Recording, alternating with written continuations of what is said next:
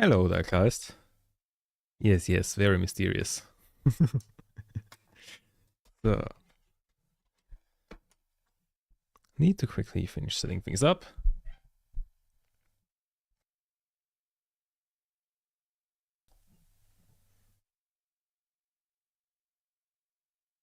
So, everything.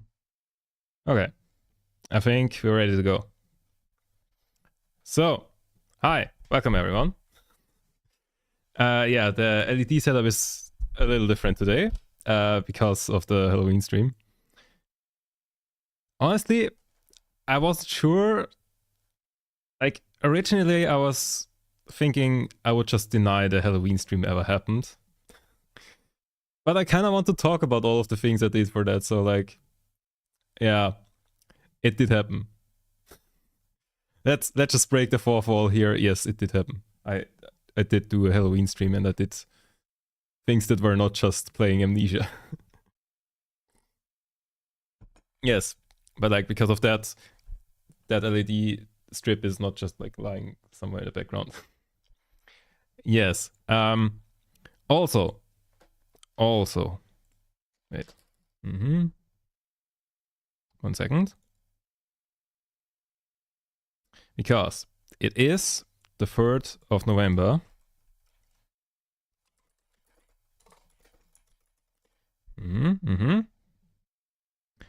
Everybody knows. So, it is the 3rd of November, and you know what that means.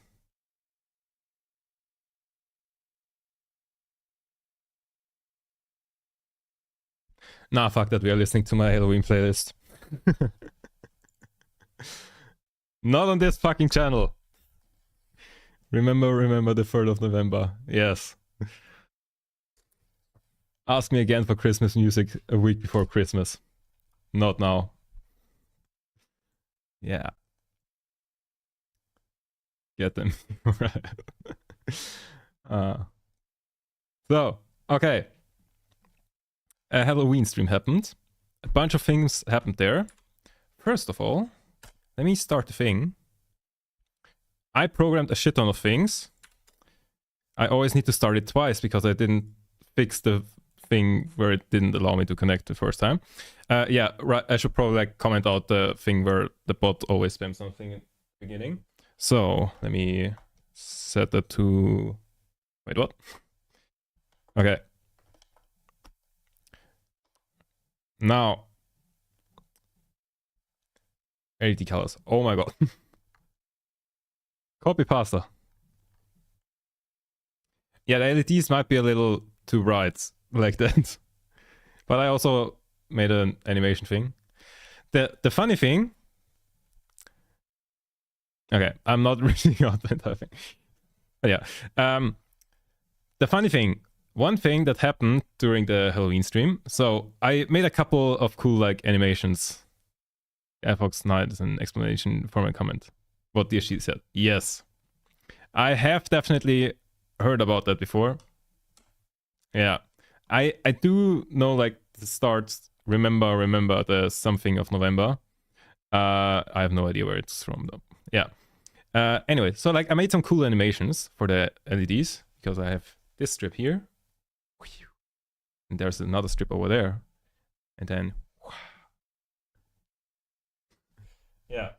Also, the LED pentagram is still on the floor behind me because I couldn't be arsed to get rid of it. Yeah. From the movie with Star Wars Princess. Oh, okay. Yeah.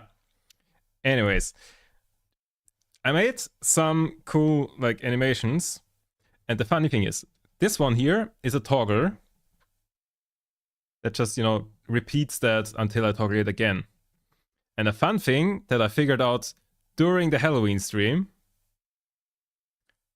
I will just keep my hands in frame so you see that I don't press anything. But like in about a minute or so, you will find out a fun feature about this. Yeah.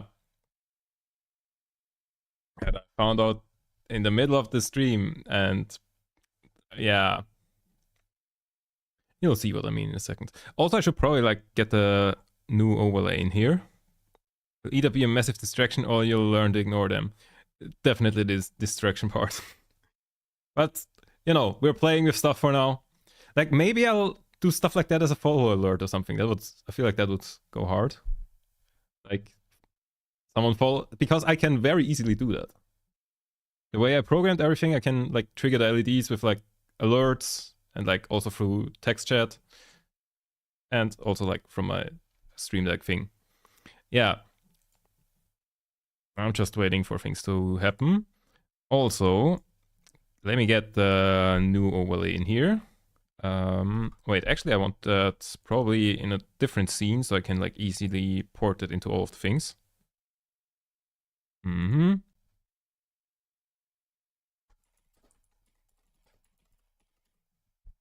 It's actually taking longer than I expected for that thing to do what I wanted to show. Where did I put the thing? Here. Ah, there it is. The animation stopped. Why did the animation stop? Because the entire fucking program crashed. Or like not the entire program. All the other things technically still work. But like everything to do with the LEDs, like if I make it do any other thing, yeah, the LED connection basically just crashed and then, yeah. RIP. Can't get it back up. I also should remove the debug message. Wouldn't be a stream without electronics going wrong. Exactly. It was kind of bad timing that I found out that that happens like during the stream. But yeah. I think I played it off okay, actually. Yeah. And then like after the stream I kept playing around with all of the things. And yeah. Debug messages are always relevant as long as no real users see them. Yeah. The problem with that is that, I don't know, because of that animation, because that's like kind of on the upper end of like what... On the upper end of like the bandwidth of what these things can support, I think that gets overloaded after a minute or two when you just keep on that animation thing. And then the WebSocket crashes and I didn't implement like any reconnection logic for those. Because that never happened during testing. Because during testing I was like, oh, I can trigger this. Let's play it for a couple of seconds and I can also trigger it off. That's how I tested that. Didn't keep it on for minutes. Figured that out on stream. And then I was like, oh, let's, you know, add lights to the pentagram. And, you know, then I pressed the button and nothing happened. And I was like, that's not how it's supposed to go. Also, wait, isn't the overlay... Oh yeah, right. I need to reload the overlay. Can I just... I should probably automate that. Let me write that down. Because we got an overlay now. Yeah, let me write down that I want to make it like automatically reload that. Because otherwise I have to like go into a different scene, reload it there and then go back. Yeah. Weird things. Auto reload overlay. Solution keeps starting and stopping then in a loop of around the time it takes for one cycle to finish. That is what I'm doing, kinda. That is actually kinda what's going on. Because the way I do these animations is like, it sends basically frame by frame. Like, it sends, like, the state, like, start at 10. Like, each of these pixel, like, each of the things is just, like, one frame, and it sends that, like, every 1/8 of a second, roughly. Right, fuck. Wrong button. That's the right button. Yeah. The only thing... Like, my immediate idea on how to fix that would be detecting that the WebSocket crashed and reconnecting it. But I feel like that's not the best way to do it, but it is a way to do it. And it's something that should probably be in there anyways. Yeah. Yeah. I mean, I can show you the code now that it's not so secret anymore. So what's going on? I did code everything so that like API keys are hidden, so I don't leak them again. Yeah. So right, I don't have the thing. So here's some of the, like, here's the main thing. That's like just handling my Stream Deck stuff. And like it starts. I should have called these something more descriptive, but I think, yeah, that's the snake thing, the snake animation. It just starts a thread of the animation in a while loop. So like the snake animation is just go down once. And yeah, it just does that in a while loop and then crashes at some point. Yeah. And yeah, then the animation itself, that actually took me quite a while to figure out how to program that, because in theory it should be able to like go both ways, like go from top to bottom and also bottom to top. And like I did test it quite a lot actually, and it worked, and then it stopped working, and I don't know why. Like the other way around just didn't work, because I wanted the animations to go from bottom to top, and I don't know, just didn't work. Typical programming, exactly. Yeah. Wait, pulse was the last one. Base. Where's the snake animation? Here, yeah.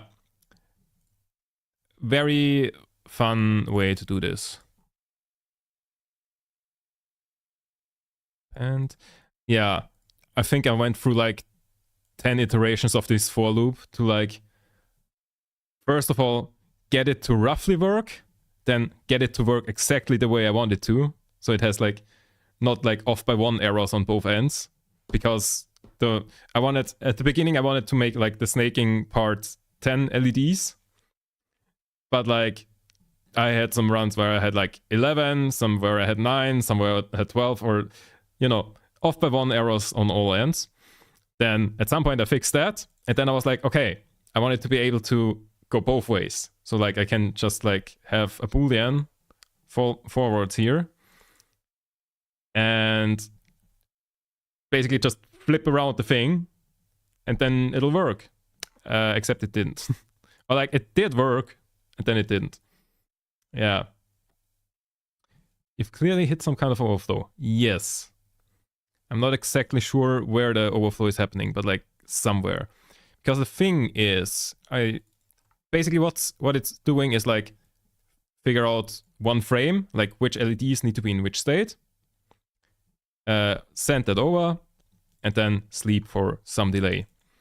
And I try to like make the delay as small as possible, and everything below roughly 1/8 of a second started freezing and stuff. Like, okay, before I do that, and before I forget doing that again, let me comment out the message that sends every time that the bot joins the channel. Because otherwise, yeah, otherwise this bot will be spamming a lot in the next couple of minutes. So, where's the chat? Oh, Twitch chat, here. Donk. Commented out. So, if I now go and say,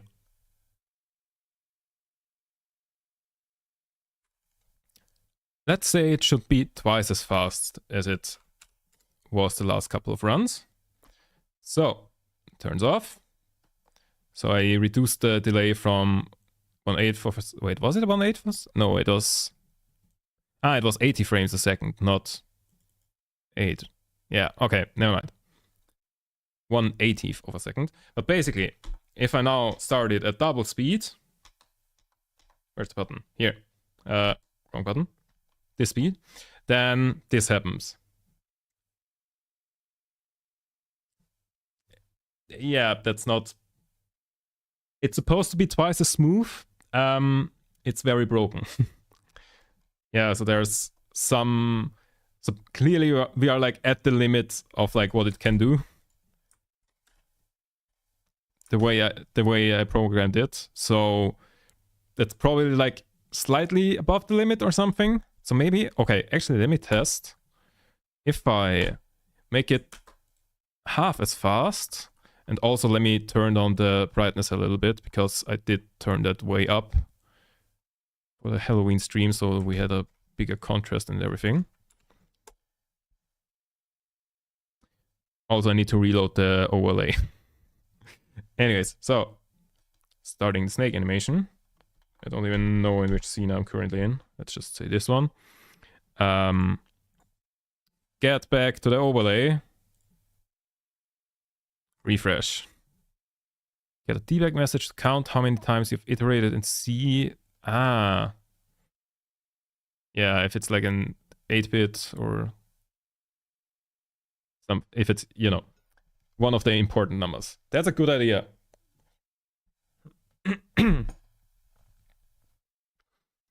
So I guess my current test is if it's like an overflow, because assuming that it's like some bandwidth thing that we're like maybe slightly above what it can handle, and it just keeps doing that over and over, at some point it will run over. That could be, or like, yeah. But a debug message is a very good idea. Mm-hmm. Mm-hmm.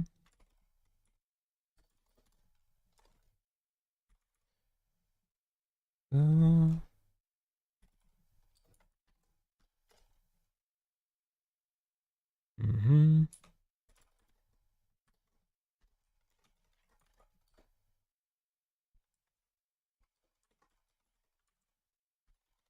So I'm gonna just print like how many of these snake thingies it can do. That'll give us some idea, I suppose. Takes a lot of iterations to get through all of the LED snake, right? Yeah. Would be like 100-ish each time. Oh, wait. It broke. So, okay. Need to kill it completely. So it is not, in fact, overflow thing, I would assume.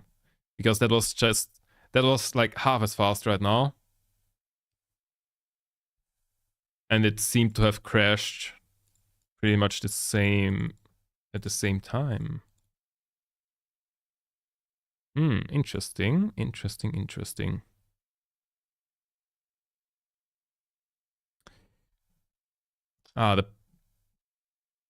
The only problem is that as soon as it crashes, it prints a shitload of error messages, and like infinitely. So I should probably get rid of that, because otherwise I can't see how many runs we got there. Yeah. But another thing that was really cool about the snaking animation thing is that I can like just give it a start position and an end position, and no matter where on the LED strip is, it figures it out. That took quite a while to program in, but yeah. Let's just let that running, and as soon as it crashes, I jump in and stop it and hope that we still have some of the important ones.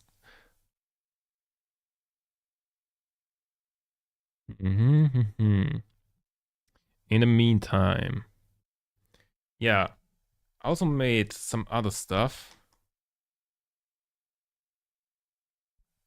Right, I need to reload the overlay again. I should really automate that. I think to automate that, I would have to connect it up to... I don't think it's connected to OBS yet, now that I think about it.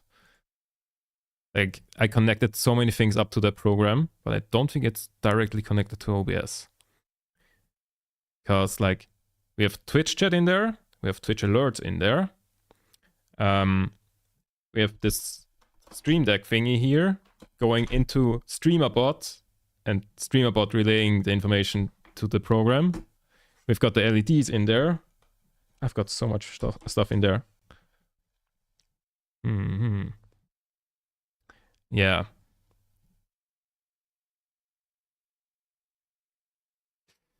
It is, in fact, a skill issue. Welcome back, Link Hunter. Link for Hunter, I guess. No, why can't I crash it? Okay, that's also curious, because I used to be able to, like, Control-C kill the program.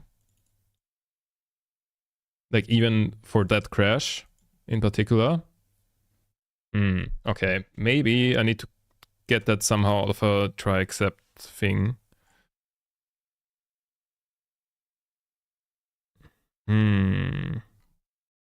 Like, it is on its own thread. Need more text? So, it's on its own thread? Why doesn't the thread just, like, fail or something? Wait, so we have that handle Stream Deck event. Where is that called again? It would be... That's actually an interesting question. Here. That server. Right, that's in a different file. Let me go and search for that. Deck.py. So, figures out which button.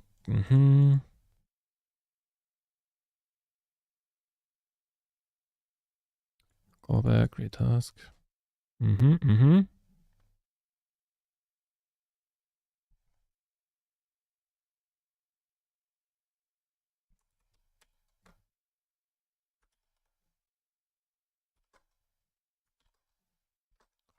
Okay, nope.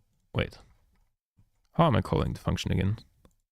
I'm just giving it as a callback. So if is asynchronous, that, else. And I guess that somehow keeps it from crashing.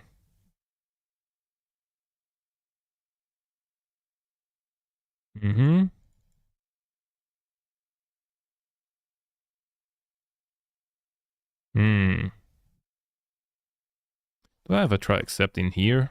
In the... Or does it just not crash if it does the thing? Why did I pass in here? I guess we debug that later, or like offline or something.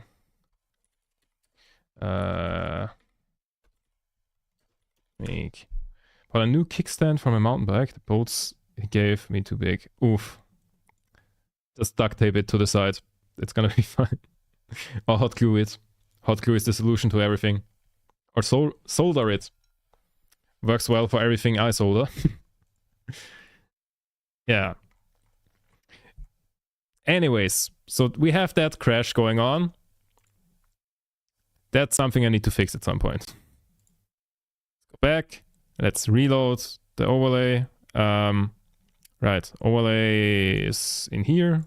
Refresh here. There we go. Get rid of the infinite loop.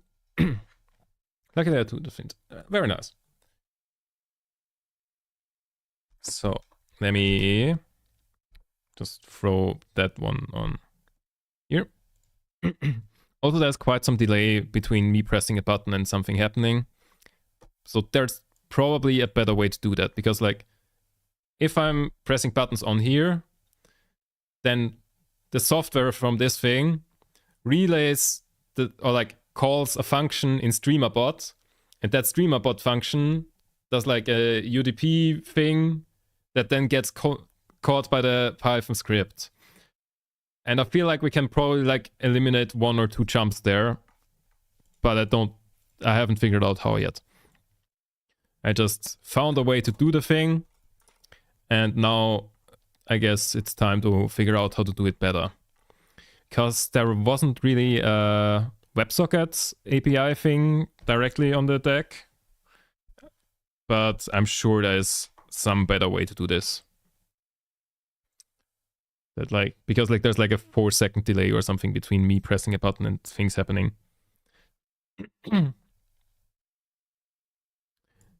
Yeah, so we had LED stuff. We have the overlay thing. We have a lot of things with the overlay. Like for example, if I press this button, then all of your chat messages should now show up as being written from Sol number something rather than your usernames. Like if I go and test this. Never mind. Ah, right.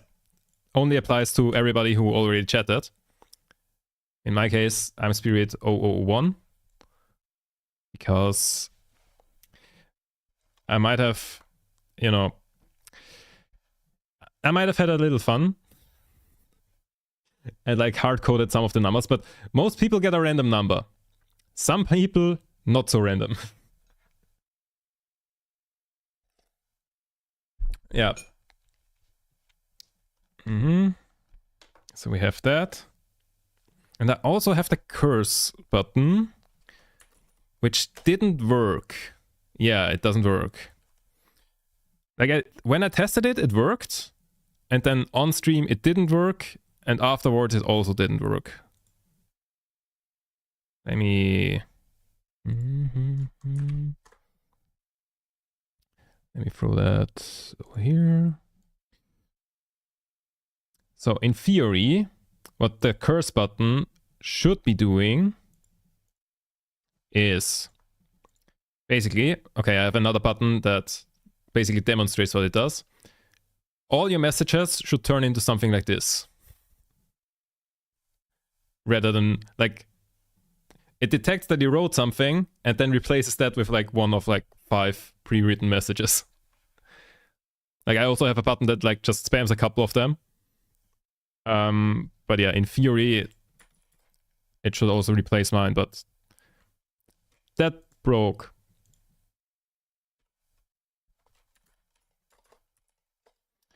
Let me see if I can quickly fix that. Can I see? I cannot probably. Okay, let's look at a HTML file, even though most of the HTML file was very last minute and very written by ChatGPT. So, what do we have? I should clean it up again. So, if curse last get spirit name, the chatter gets a name. If as that, add that, push cursed that person. That's it. Did it? Oh wait, it's console.log, not Python print, so I would have to look into the logs from the overlay rather than here. Now try to curse. Some cursed messages. So like it does clearly curse me because like in the summon cursed messages, it does figure it out.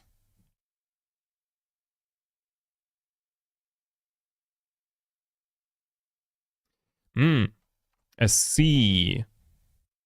I think I know what the problem is. So here, if we receive a chat, then display name, we just check if that, like if we have already replaced the name with spirit and some number. And display message, if cursed chatters has data.user. So it's checking our username, but down here, when I say curse last, cursed chatter has spirit name. So it checks the spirit name, not the user. Okay. So let's fix that. That should be rather simple. Display name, get spirit name. We should just check that. Has spirit names data user, phrase. Yeah, just gets a random phrase. Otherwise, it just keeps the original message. So, time to restart. Time to refresh the overlay. Time to refresh the overlay. Here. So, if I now write something in here, then curse. So, nice, it's working again. That was the problem. Okay. Guys, would you write something again? Just want to see something. Yeah, you're not cursed yet.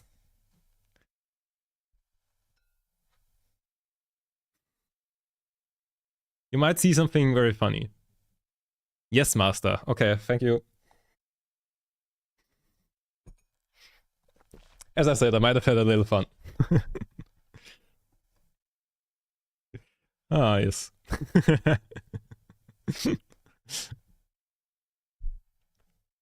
Do you have to type a certain amount? No, you don't. Like, you need to... Like, when you type, it adds your username to a list, basically, and then I have to click a button to turn you into a spirit. Like, you aren't immediately a spirit. You, like, at first, you show up as your normal you, and then I have to turn you into a spirit. And, like, the same thing for the curse thing. I obey master. Yeah. So, like, there's 2 levels to it. So at first you're your normal thing, then your name gets replaced by spirit number something, and then the second level is all your little engagement farming. Yeah, the second thing is all your messages get replaced. Like if I press this button now your messages also get replaced. Yeah.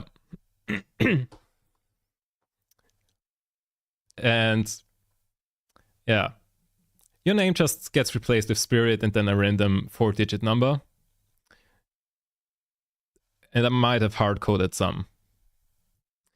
But I will not tell you I will not tell you which ones I have hard-coded.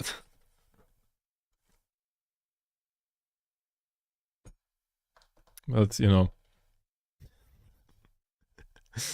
Oh, that's genuinely such a useful feature. Darkness hears you, master. Thank you. I'm not that near that. Ah, yes. Yeah. That is genuinely... I don't know, that is so funny. Like, I made that for the Halloween stream, but I definitely want to keep that. Maybe I'll change the phrases a little bit. But that seems very useful. Like, if someone's annoying me, just, oh, suddenly I don't see your messages anymore. Suddenly you just agree with me, whatever you say. Ah. Very fun. And like, you know, if I'm failing some gaming challenge or something and need a little motivation, I just press a button and like, you know, thank you. This is brilliant. So, do I have anything else cool on here? Oh yeah, I can also change the font to like, that's the wrong button. Like a scary font. I can't change it back though.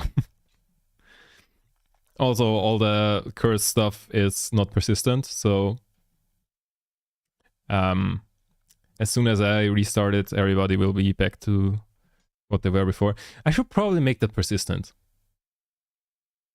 Or is it just clean slate every time? I don't know. Also, I should stop playing with safety pins, because that's not safe.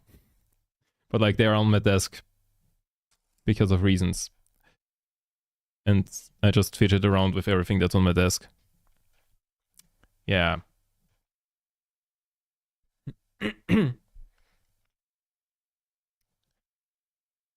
Yeah.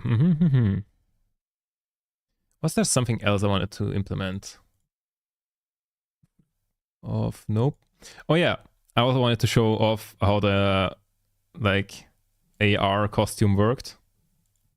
By the way, the Star Wars princess is Natalie Portman, just remembered. Ah. I would have thought Leia, not the other one.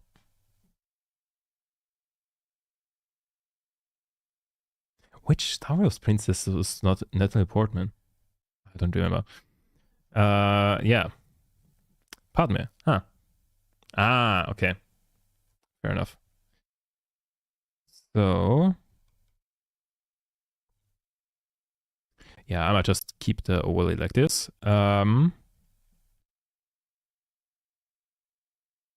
So now let me show you. Whoops. Let me show you how the AR webcam thing worked. Wait a second. Does that work? I don't think it does. Wait, if that works, that's brilliant, but I don't think it will. Oh, it does. Ah, that's cool. So I need a second scene for this. I have an idea. Like I actually needed like 4 or 5 different scenes for that. Because of weirdness going on. Let me not just show you the end result of how it works. Let me run you through how fucking weird the setup for this is. So, first of all, here's my webcam. That's just a scene with my webcam in it. Then I needed a second scene.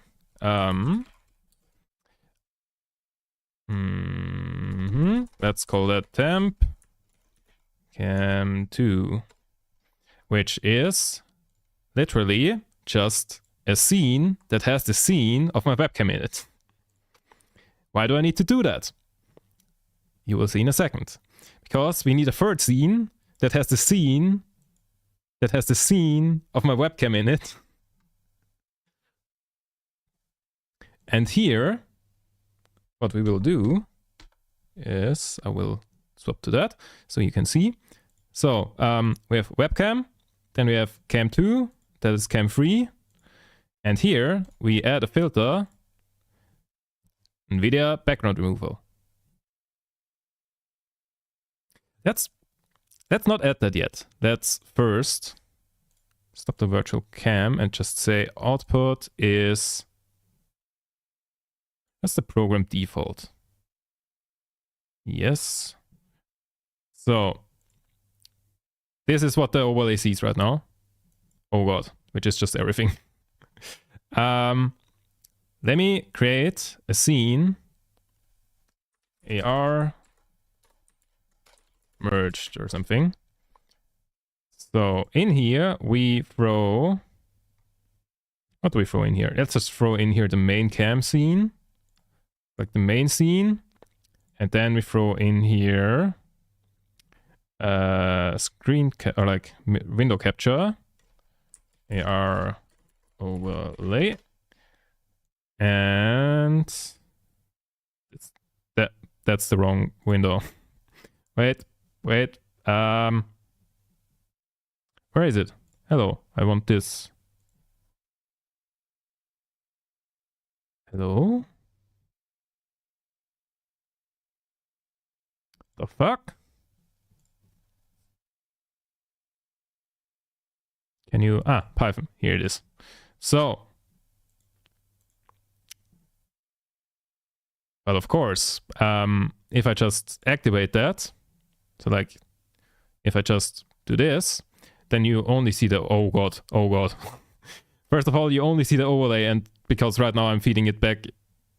Yeah, I should just swap the virtual camera to like use a certain scene. Let's just use certain scene.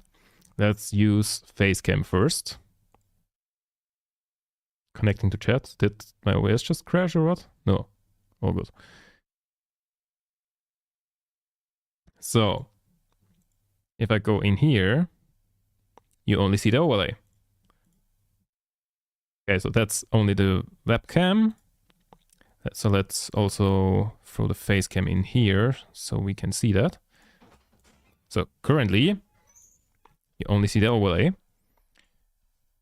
And also you see how, like, you know, all the things in the background, like all the objects do weird things.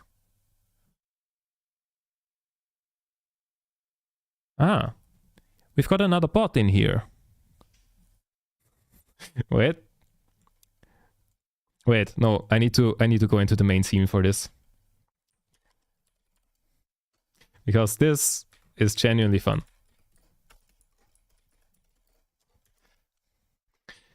In case you haven't seen this before, here's what happens when someone gets banned on this channel. Makes me laugh every single time. That was very cyberpunks. Thank you, that was what I'm going for. Yeah. So, AR overlay. Yeah, they disappeared. So, right now, it's not starting number one. So right now, it's not an AR overlay, just a virtual thing, I guess. This is basically just a VTuber character thing, because, like, you know, I can control it, and it's, you know, a virtual representation of me, I guess. Now, to make it AR, we want to go and chroma key out the black part, but like exactly black. Like not the way you usually do chroma key things, where you say, okay, do green things and like things that are slightly different than that you keep in, or like also key out. No, we want exactly that one color. So also, for some reason, this is mirrored. I haven't checked yet why that is the case, but boop. And there we have it. I think that's quite cool. Some problems, we still have like the outlines of everything. Also, you notice it's quite delayed. So that's where all the other cams come in. Because if instead of face cam, we swap in, was it temp cam 2? And in here, oh wait, I need to, let's call this one temp cam 3. So here we wanna add a filter of the NVIDIA background removal thing. Put that on there, and suddenly it's just me. And if I then go in here, then we only have the thing on me. Very nice. So like, that's why we need 3 different sources, because like first face cam, and then when I set that filter in the third one, it applies to the second one. Like this is the third one, where I applied the filter to the scene of this one, which is the second one. I don't know why that happens, but because of that we need 3 instead of just 2, which is slightly annoying. Yeah, so we sent that into the AR program, and then we capture the AR program, and then we have this going on, which is quite cool, but quite delayed. So I need to go and have my face cam, and we, oh shit, I need,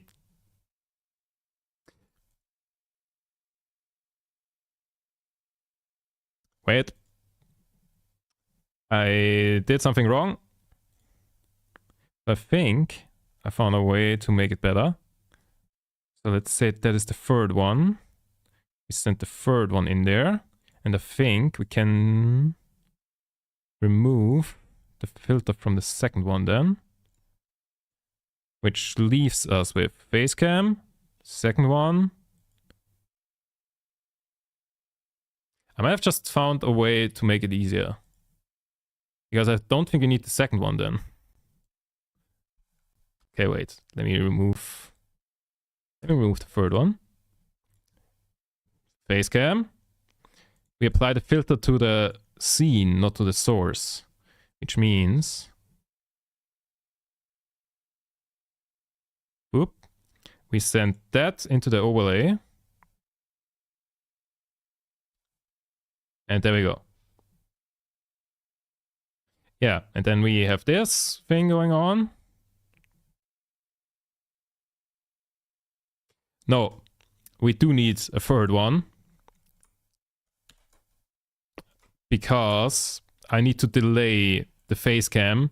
But if I apply the delay filter here to the face cam, then it delays the original face cam, which means it delays the face cam, which goes into the thing, which goes into the program, which creates the delay. So that doesn't fix anything. We need a third one. Temp cam free. And that one... Temp cam free just gets the face cam. Just the normal face cam. Then we replace the face cam in here with... Hello, can I? Oh, I cannot. Okay. Scene. Temp cam free. Put it here. And now I can delay this one. Add a render delay. And it was roughly 300 milliseconds. I think a little bit less, but let's start off with 300. And now this should be roughly synchronized. There we go. Hey.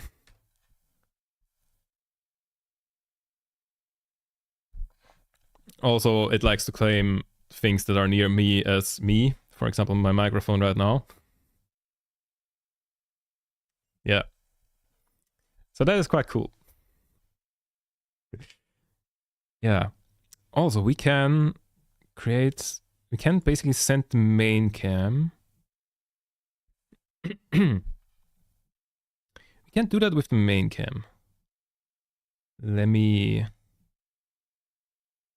Basically, what I need to do is I need to go in here into the normal thing.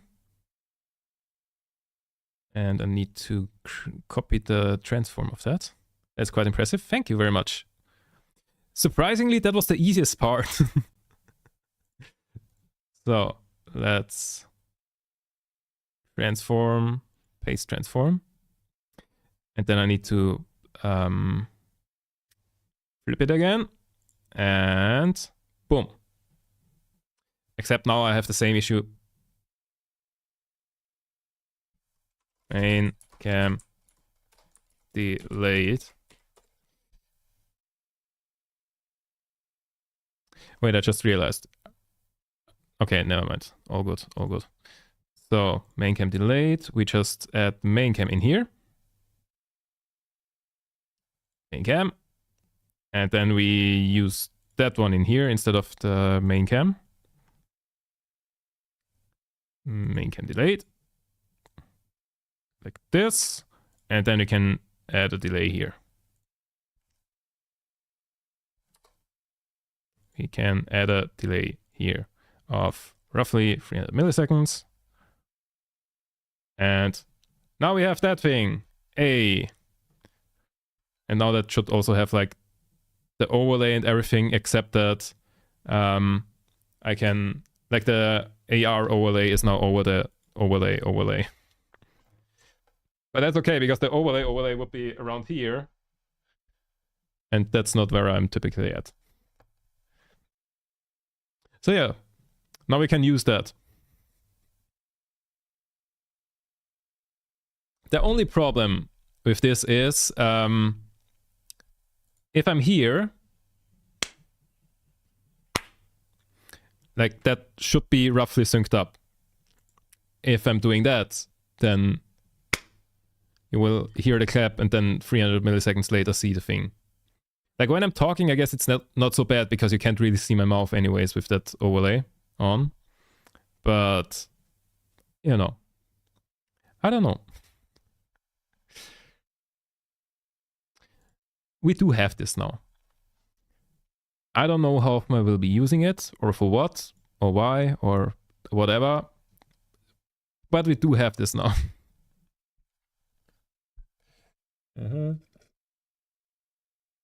Yeah. Yeah, other than that, I guess it's just a case of streamline all of the things that I made to reuse them more easily. Yeah. I think except the fake stream that started the Halloween stream, I think except for that, I can pretty much reuse everything that I made for this. Because like, if you haven't seen it, the start of the Halloween stream was a pre-recorded thing. Yeah. It was very fun. It was very cringe, but it was also very fun. And now I have a bunch of things that I have been wanting to program for a while and then like always put off because I didn't have a reason to. Hi, Grace. How are you doing? How are you doing?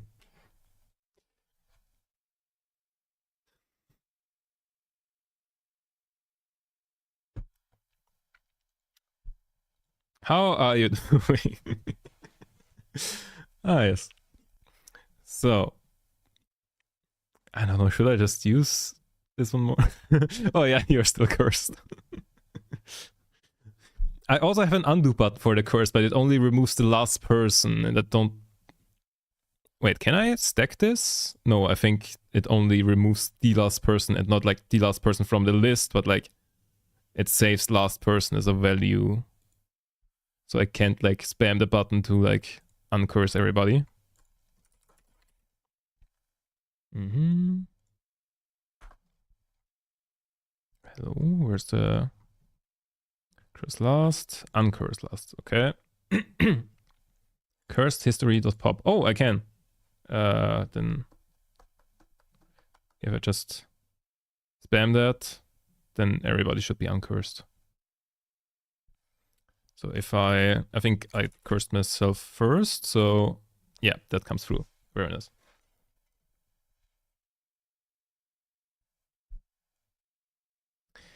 Very, very nice. So, what else? Yeah, like, emotes is a topic. I will figure that out maybe at some point, hopefully, how to like get emotes in here and also like especially 7TV emotes. Is there an... There probably is an easy way to like get emotes into your chat overlay. I don't know. Probably, but I will look at that off stream. Because that is definitely a case of me looking at a page of documentation for an hour straight and not saying a word. And then not being able to do it. Emote support.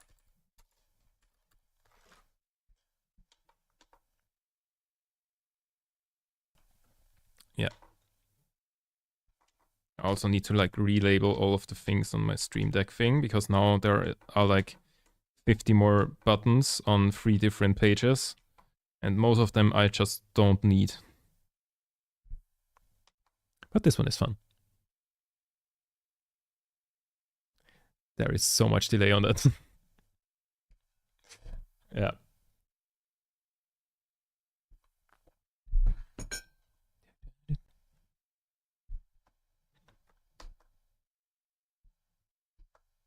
Is there...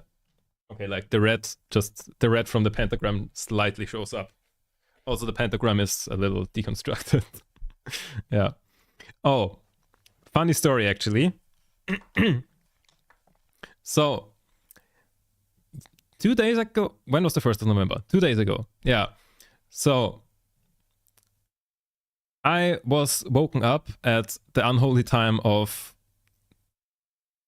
okay, 5 minutes past 12, so I can say PM because I never remember which one is AM and PM. But like, no, wait, AM would be midnight, PM is midday, right? Yeah. But yeah, I was woken up midday because I heard someone, like, you know, someone was ringing our bell, and I got up and like went to the bell and was like, why the fuck? Like, if someone delivers stuff here, then usually you hear like the bell from like downstairs and like not the bell from our door because like they have different sounds here.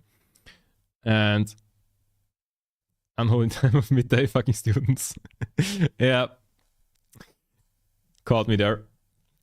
But yes, so I heard the bell, and at first I was like, I can't be bothered. I'm just gonna ignore it. And then I was like, fuck, I'm home alone and I'm waiting for deliveries. I need to get up because who the fuck else would it be? It's obviously someone delivering something. So I went to the door, like quite hastily actually, and like opened it up. And it was not some delivery man. It was 2 men and a child. And they basically asked, hey, is anybody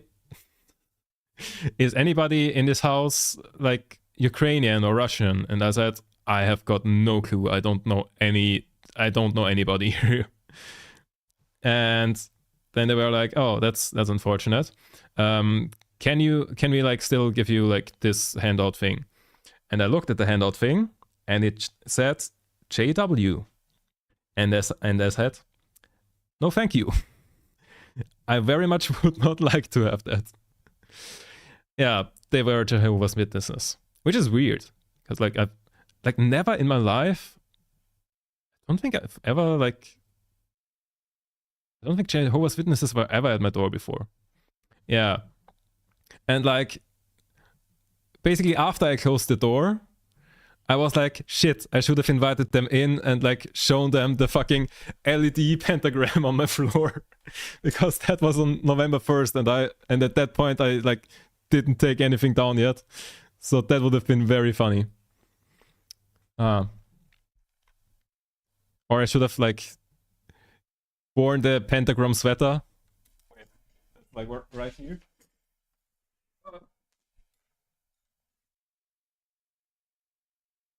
Yes. Like imagine I open the door with this sweat. Okay, it's very hard to see on camera, but like, can you? Yeah, there's a pentagram on here. Imagine I would have opened it up with that. That would have been. I might have hit the tripod with the LED there. God damn it. I mean, not the first time I knocked it over. And probably won't be the last, considering that it's in the middle of my room. Yeah. That would have been a power move. Oh, the cable's on the wrong side. God damn. How the fuck did I do that? What the fuck? What the hell? Wait. Where the fuck is the cable? Ah. I'm so confused. Hi, Madout.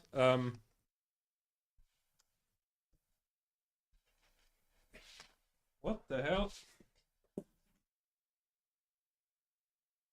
Oh.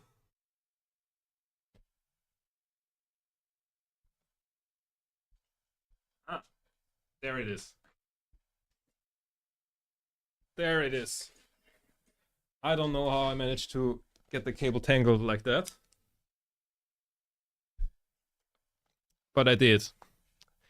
I was up at 4 a.m. to take a trucker bath in cold water to be ready for the contractor at 5 a.m. to fix my broken hot water pipe. Stay a student forever or be successful. Sounds like go for a Monday morning. So a streamer has got this under control. Yeah. You know, there is a reason for I have no idea what I'm doing tag under the stream, because chances are whatever I'm doing, that is what's going on. So yeah, Let me just say I was also up at 4 a.m. and also 5 a.m. Yeah, my sleep schedule is probably more fucked than it has ever been. I think we did reach an all-time high. I was also up at 4 a.m. Yeah, I think we did recently reach an all-time high in that regard. Basically, my sleep schedule was like going to sleep at somewhere between 4 and 5 a.m. Then came daylight saving, which would, in theory, like help me fix it, because that means that 4 to 5 is now 3 to 4. So like daylight savings just, gifts me 1 hour of like fixing my sleep schedule. Except that was like right before the Halloween stream, and then was like programming it late night. And you know that feeling when you start programming at 2 a.m. and suddenly the sun rises? That happened like multiple days in a row. Like Thursday to Friday, I literally went to sleep at 8:30, like 7:30 a.m. Oof. Yeah. I'm very bitter about my day, but at least I have hot water now. That's very good. I still have a crater in my kitchen floor. That sucks. Yeah. Yeah, so that happened a couple of days in a row, and I guess now my sleep schedule is roughly going to sleep between 5 and 6, and like slowly I'm trying to like roll it back to like more reasonable times. Like for quite a while, I was able to keep it at 2 a.m. to 10 a.m., something like that. And if the time you get up starts or like ends with a.m., then I would say it's reasonable enough. So 2 to 10 a.m. was quite good, but at this point, I don't remember when that was, because that might have been half a year ago or something. But I had it under control for a while. Yeah. Same experience, but while studying acid-based reactions. Yeah. Sometimes you just fall into a hole of like something interesting. Like you start doing something that you might have been put off for like months because it's technically work. This is a code word for LSD. I plead the fifth. Good one. Yeah. Avoiding calling on maintenance because they left my water pressure abysmally low last time they touched it. Oh no. That sucks. It's like 12-hour time bullshit something. What? Yeah.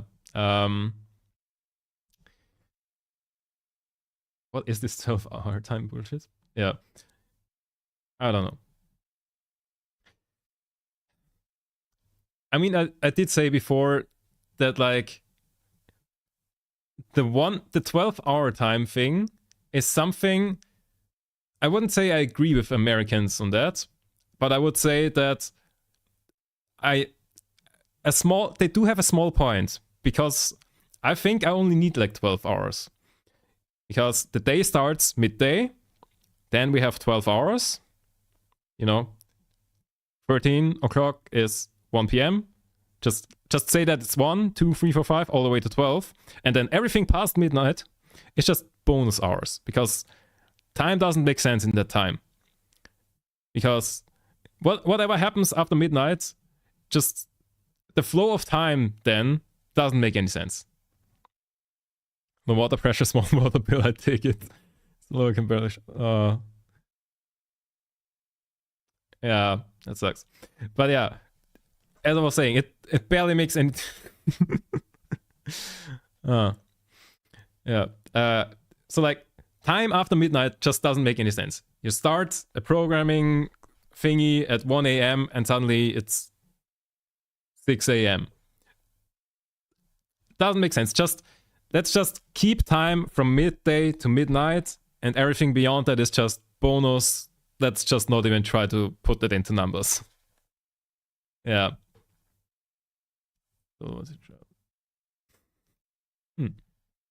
Yeah. Time after midnight shifts really. Yeah. Shifts really, yeah. Just none of it makes any sense. How did I get on this tangent again? Yeah, right. My fucked up sleep cycle. So my regular sleep cycle at the moment is like roughly going to sleep, let's say 6 a.m. It's somewhere between 5 and 6, but let's say 6 a.m. Yesterday, that was really fucked up because something that's going on in the world right now is the League of Legends World Championship. And yesterday it was the second semi-final, and T1 was playing, and so I wanted to see that live. And the problem is they are playing in China, which is ahead of us, like 6-7 hours, something like that. So the game started at 8 a.m. So I went to sleep at 6, got up at 8, watched that till like 11 or something, and then went back to sleep and got up at 4 or like 5 something p.m. Yeah. But today it got better. I did get up at 2 p.m. So yeah, very productive. Yeah, very productive day. It was indeed. And the best thing is I will do it again next week, because next week is the finale. And I gotta watch it. Actually, next week will be terrible, because like it starts at 8 a.m. You know, you can preload Reaper Universalis 5 now if you prepaid for it. I did not, and also I haven't. And I haven't ever played any Europa Universalis game. I don't know, that went kind of past me. Like, in terms of strategy games, there's not many I play. Like, I've played a lot of Civ 5, Civ 6, didn't even get Civ 7. Played some Age of Empires with some friends. I did play Stellaris once, but like, strategy games, I don't know. I haven't played many of them. But yes. Yeah, next Sunday will be very interesting. I haven't like figured out properly yet how I will like do that, because like the finale starts at 8. I mean, at 8 starts kind of like the pre-show thing. Like the game will probably like start at 9 or something. But the pre-show is insane. It's a League of Legends World Champion. Watch the pre-shows from like previous League of Legends World Championships. I want to see that. Clearly never had 2 weeks of holiday and nothing to do. You just basically described 2 weeks in the life of a student, mate. Yeah. That just sounds like what I do. Yeah. Yeah, but like, I don't know how I'll do it. But like, because like, it starts at 8 a.m. I will most likely watch it at some like public viewing or something, because like that's always super fun. So like, let's say I need half an hour there, so I need to leave at 7:30. Let's say I need half an hour to get ready or something. So let's say I need to get up at 7, but like I'm going to sleep at 6. It will be interesting. It will be interesting. Maybe I just like pull through the night, watch it, and hope it doesn't go to 5 games, and then go to sleep. I don't know. It will be scuffed. Sleep is optional if you think about it. Yeah. Sleep is optional, definitely. It's weird. Yeah. The thing is, I thought it was bad a couple of years ago. I think it was 2020. No. Which year was it? Wait.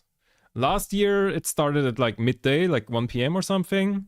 Year before it was like 10 a.m. Where were the last couple of Worlds? Last year was in Europe. 2023, I think, was NA. So that one started at like early as fuck AM. Like, or like, no.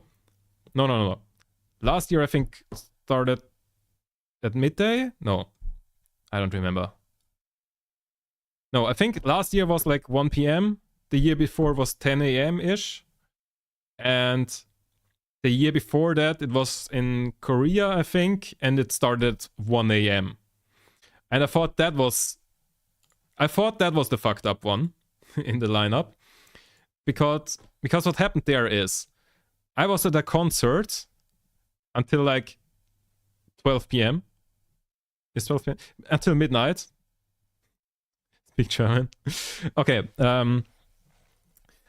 gut, ich werde die Story dann erst einmal pausieren, weil ich glaube, keiner von euch kann die Story verfolgen. Ich glaube, Kleis kann ein bisschen Deutsch reden, so viel ich mitgekriegt habe über die Zeit. Aber ich werde die Story jetzt erstmal nicht weiter erzählen, weil ich glaube, dann muss ich sowieso wiederholen. Außerdem weiß ich nicht, wieso ich gerade irgendwie in so einen komischen deutschen Akzent abgedriftet bin. Statt einfach. Ich kann auch einfach Österreichisch reden, das wäre auch irgendwie funny. Aber irgendwie ist es, glaube ich, mehr ein Power-Move, Österreichisch, like, tief Österreichisch zu reden, wenn Österreicher anwesend sind. Weil wenn Österreicher hier reinkommen und like das spricht Deutsch Ding redeemen, dann einfach nur um zu trollen, würde ich dann tief Österreichisch reden, damit die es auch nicht verstehen. Okay, I think that was roughly a minute. Nicht ganz. Okay, gut, dann probieren wir es später. In 10 Sekunden oder so geht es dann weiter. Ich finde. Oh, okay. I can't translate while talking. Okay, I think that was all. Thank you very much for the Speak German redeem. Very fun, very fun. I like understanding every single word of the story time I'm listening to. Hochalemannisch, what's happening? Yeah, Medout redeemed the Speak German for a minute redeem. I did talk about something else during that minute because I didn't want to, finish the story and then have to continue the story again in English. Yeah. So I just talked in German, and basically I talked in German about talking German, more particularly about the talk German redeem, kinda. Yeah. Okay, where was I? Right, so like 3 years ago was the weird one because like I was at concert until midnight with some friends, and then I was like going to a public viewing, and I told them, yo, guys, anybody want... I know that chances are the answer is no, but anybody want to join me to go to a public viewing of the League of Legends World Finals at 1 a.m. that start at 1 a.m. and there's a best of 5? And all of them were like, fuck no. Talking in German about talking German, and specifically talking German for 1 minute team. Exactly, that was basically the storyline that was happening there. Yeah, and so I went then alone from that concert to the public viewing, and that was such a good vibes. Because like, I didn't know anybody there, but, everybody there was there to watch the League of Legends World Championship final. So it wasn't hard to find common ground or like something to talk about, because something to talk about was literally on the screen in front of you. Yeah. So like, I can highly recommend going to public viewings of like esports because it's just good vibes. And the thing about it was, it started at 1, but like the pre-show started at 1. So that went on for like an hour or something. And so around 2 or something was the first game. That was the year that T1 was playing DRX in the finals. And it went to game 5. I came home at like 8 in the morning. Yeah, and then I went to sleep. Was a fun one. It was definitely a very fun one. Oh, yeah.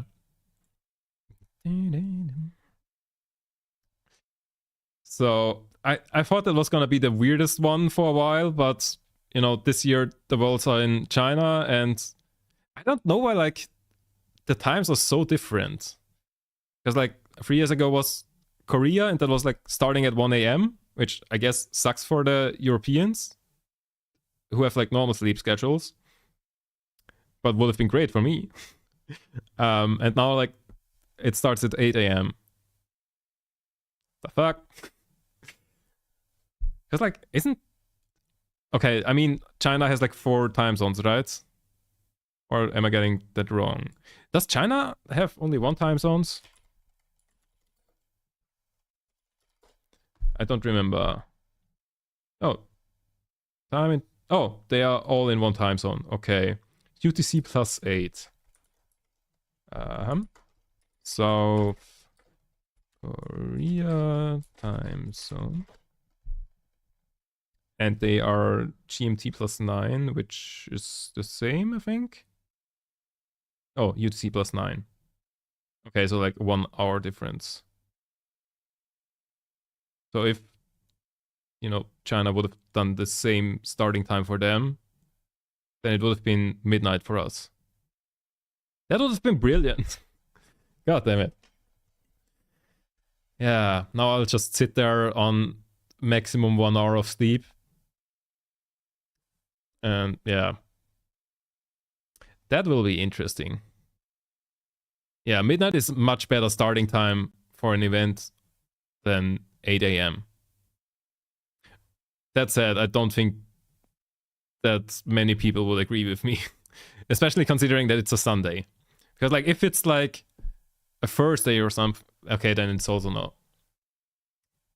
Yeah, because I wanted to say like because people have to work at like 8 a.m. or something, but like they don't have to work during midnight. But like you can't watch something from midnight to 5 a.m. if you have to work at 8 the next day.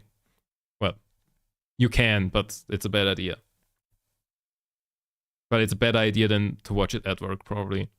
I don't know. You can't account for all time zones, there are just too many. Yes. There's literally 24 time zones.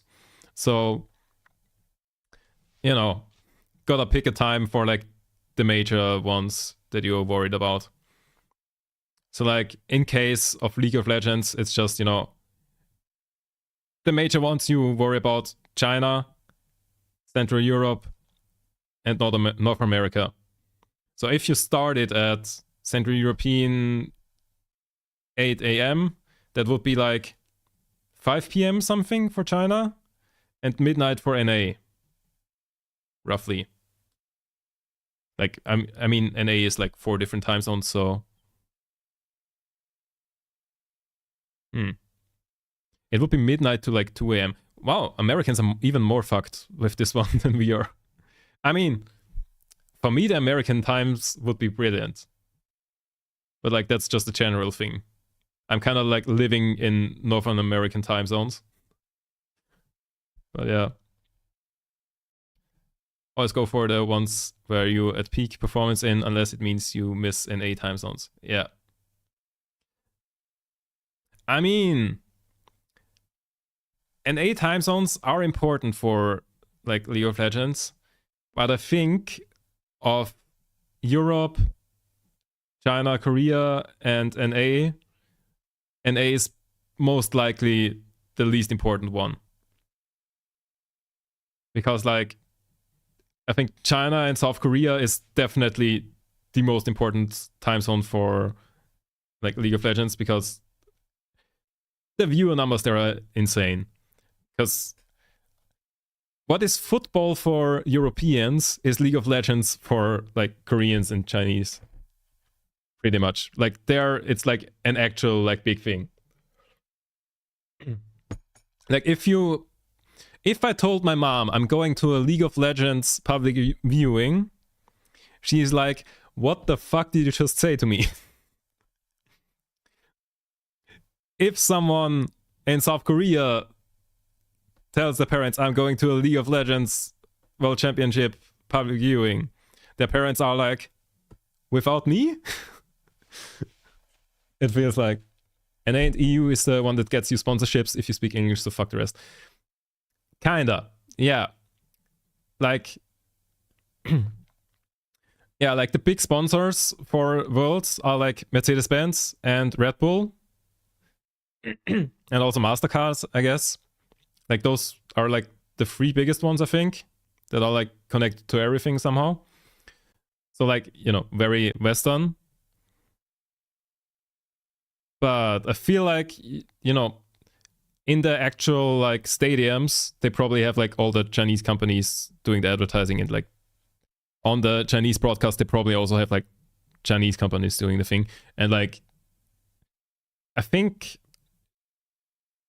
we never get like actual numbers for like how many people watch the Chinese broadcast.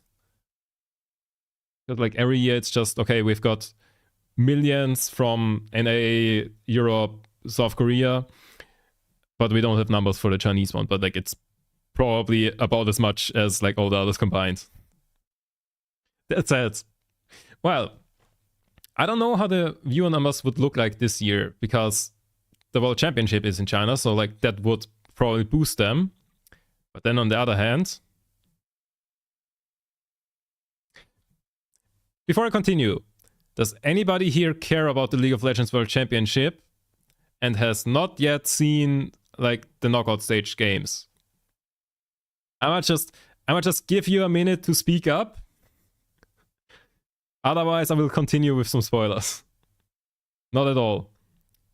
I do recommend watching the finals anyways, even if you don't care about League of Legends. I think that is still probably a cool idea, or like a cool thing. Like, if you have anything to do with gaming at all, I think that is probably a cool experience. Yeah. Just giving you a second. Okay. So, the Worlds being in China probably boosts viewer numbers there a lot. All the Chinese teams having been eliminated probably doesn't help. Yeah. The China Slayer T1 has stricken again. I feel like that's not the right way to like form the past tense of strike. Stricken? It feels like such a weird one. Chinese teams were eliminated at the 12th. Yes. Okay. A very quick rundown about like the order in League of Legends esports. The very first World Championship was won by Europe. The second one by Taipei Assassins, so like I think that's Taiwan, if I'm not mistaken. So like, you know, let's not assign that to any country in specific. Yeah, and then from the third on until quite a while, Korea won everyone. Then 2018, 2019, China won. 2020, Korea. 2021, China. 22, 23, 24, Korea. So League of Legends is Korea wins. Sometimes China gets a little lucky and wins. Like the ones, like 2018, 2019, it was China versus Europe in the finale. And Europe doesn't have a chance. Yeah. And then like 2021 was the only time that they won in the finale versus a Korean team. Most yes, NA EU teams haven't been in the semis, right? Yes. Like, I think 2019 was the last time that a Western team was in semis. And like then they made it to finals as well. Like, it is sad every single time. Because in basically, forget NA. And then Europe has one competitive team. Like we have G2 and then the rest. Like, yeah, like G2 every year, it's basically the same. It's G2 is the Ferrari of League of Legends. Like what Ferrari is in Formula 1, that is G2 in League of Legends. Next year is our year. It's basically what you say every year. And like G2 might win against some Eastern teams and then drop the ball against the next one completely. It's just the same thing happens over and over again. Like this year, although it seems like they always get a bit unlucky with like the draw and like the stage leading up to the knockout thing. Like comparing G2, like Europe's best team, and FlyQuest, NA's best team, looking at their path, it's always like, okay, who does G2 get? Best team from China, fourth best team from China, best team from Korea, something like that. Who does the NA team get? Vietnam. Europe, NA. Yeah. And like this year, it was those two teams were playing against each other, and the winner moves on to quarterfinals, and G2 won this year. To be fair, last couple of years, they did lose against Northern European teams. So, yeah, it was a dark time for Europe there. But yes, and like G2 is like their team, their Western team that can do things. And like this year, they got eliminated in quarters. I think it was 3-1. But like they did play okay-ish. They made some mistakes and like dropped 2 games that were absolutely winnable. But like, you know, the potential was there to go further.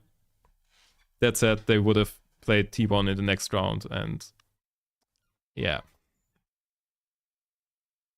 And like the last time a Western team got further than that was 2019, and it was also G2.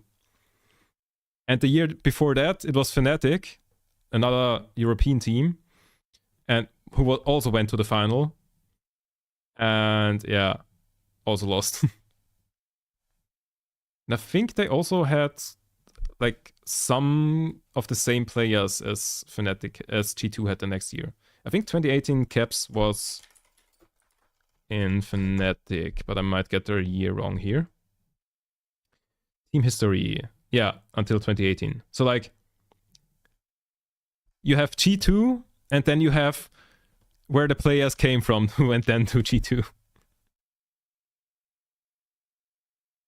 Yeah. But League of Legends esports is very much Korea dominated.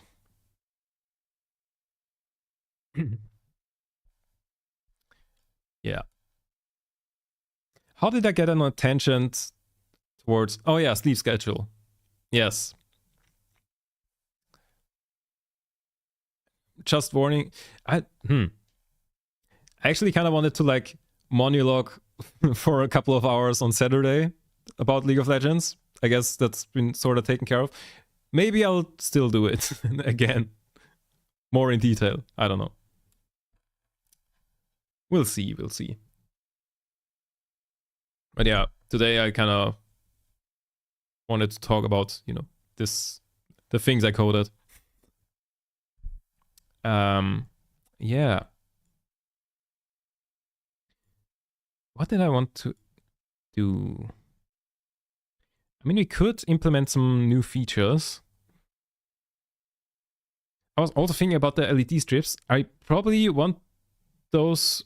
Okay, first of all, to like trigger for like redeems and follow alerts and stuff like that. That can be implemented very easily.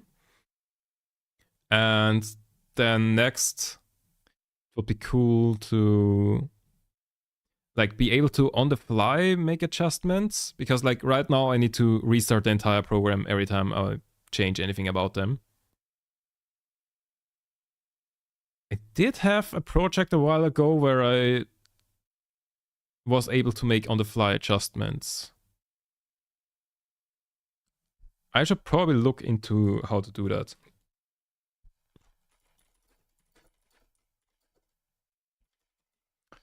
And like maybe have like a button to re-import things. That would be a good feature probably. Like I do have a working thing of that lying around. I just need to search it. So,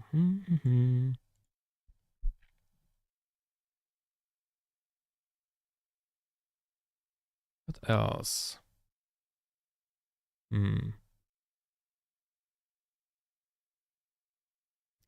don't know. Oh yeah, maybe I should also... Let me do that.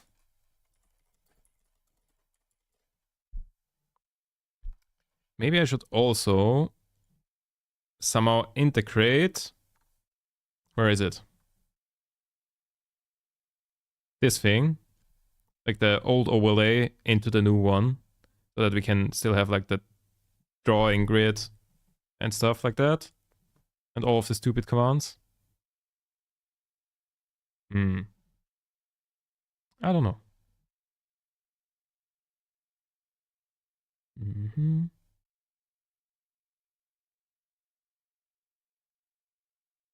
Okay, also another thing that I didn't do yet, another project. Like, okay, I started the project, I didn't get finished it yet. So I 3D printed a thing that looks maybe slightly weird. PSA, it is not what it looks like, and using a 3D printed thing for that is also not a good idea, probably, I assume. What it is the thing we were soldering the last couple of streams. We take that, take a USB cable. These are like power bank-ish things. Like, they screw up, you put in an 18650 battery thing, which weren't delivered yet, so it's empty. Yeah, I should probably write an email to like customer support of the people who were sending that, because it's been more than a week more than the expected delivery time. Yeah, something's not going great with deliveries. So here was the idea. Basically, battery pack, in it goes. Better cable management, and then you have one singular LED up here, and then it's a like fake candle. Was kind of the idea, except like the top. Let's cable manage this a little better. It probably doesn't look great. Like, maybe it needs like a cap or something. I did have a test print lying around here somewhere. I don't remember where I put that. Okay, maybe it fell down or something. Yeah, like that one was the first version, but like then I needed to like make the hole bigger, because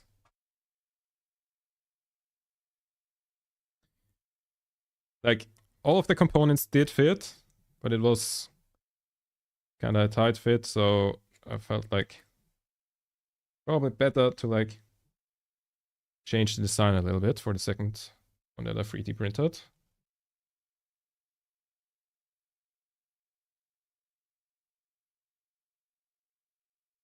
Yes. I mean, to be fair, that... Yeah. I see what you mean. I definitely see what you mean. Yes. But I wouldn't have that on, like, unsupervised. And, like, if I see... Like, there is... Okay, there isn't really a failsafe, but the thing about these is when the LED strips short out, then like the controller restarts basically. So the way I would see if that's happening is just to have like a different color profile on here that loads by default. Because like if that one like shorts out, then it resets to the like blue and pink color thing. So that's how I would know that there's a short. Which did happen, because the way I made this used to be pentagram thing was with safety pins, which are metal and sometimes shorted out the contact. And that's how I figured out like what happens if they short out. They just reboot. Yeah.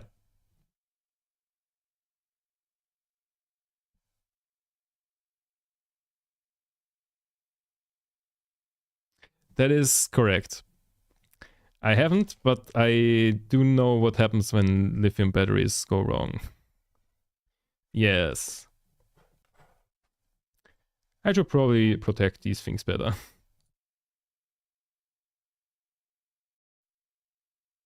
That said, how do you...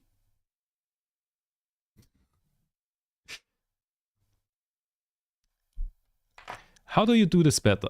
I guess. I mean, okay, that one is just like not on there. But like, assuming this one... Okay, like the solar... Ignore how terrible the soldering job on here is, but like, how do you like do this better? And like avoid a short. Also, I'm not sure if these things have like short protection in them. I think they do. Because like it also like the voltage gets like up to 5 volts by this controller thing, whatever it is. That's why I bought these. I assume there is some... Okay, I definitely need to look that up before I do that. But we didn't get there in time anyways. But the idea is basically to have like an electric candle thing that I can control to like, you know, suddenly they're dark. That is a good idea. Because like the thing about lithium ion cell fires is you can't really put them out. They just restart. So I guess like sand bucket it is. True. Just go to like a public park with a bucket and like fill it. No, don't do that. Yeah, probably is. Good ideas. Very good input there. Thank you very much. I should probably do that. That said, I don't know when I will do that anyways. Because first of all, I need the fucking batteries. And then second of all, I need to figure out how to do this safely.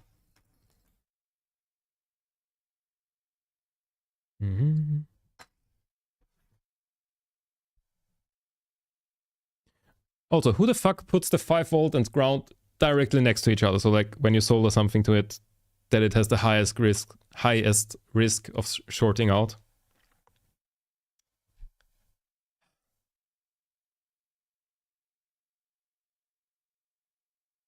I don't know. So yeah, that's something we might do sometime soon. Build an LED candle. Yeah. So like the original plan was to have like 5 of these standing all around, and then like I control them like this, and like suddenly they like all go off or like start up or something. Something like that.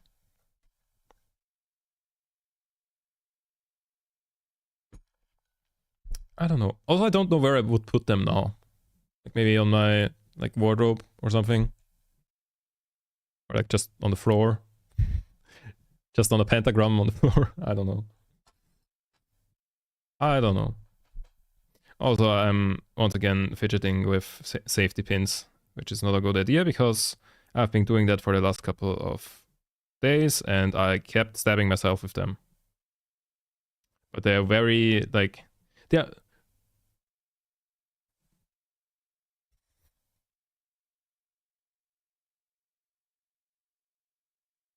Fair. I definitely did get across that idea as well. But then again, I don't really know what a professional solution for make it as small as possible so it...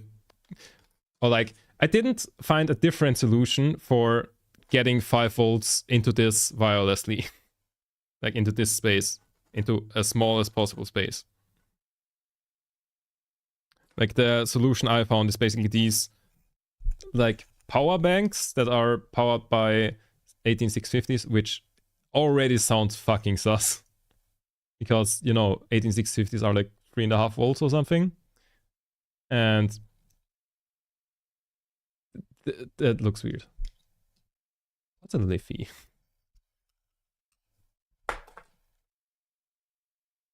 What is that? Ah. Yeah, that's why I got that idea as well. Or like, the original idea was to like have like normal as power banks. Like basically this, but like with batteries already inside. But then I've like checked everywhere like how much those are, and like I couldn't even find ones with like this form factor. All of the ones were like just like the bigger ones. And then I found these and they said, oh, battery not included. And I was like, what the fuck do you mean? You are selling a battery without battery. But yeah, it kind of makes sense, I guess, to have these.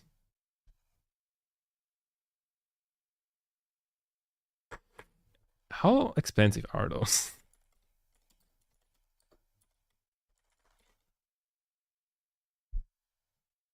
The funny thing is, if I'm searching for lithium-ion battery, Google fixes it to lithium-ion instead of iron.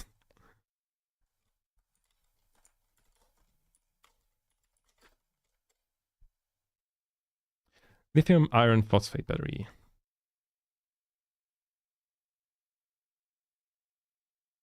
Okay. I'm seeing around about 15 bucks from like the Google shopping results. Let's see what AliExpress would have to say to that. That said, batteries from AliExpress is also probably not a good idea. I just want to see how low we could get.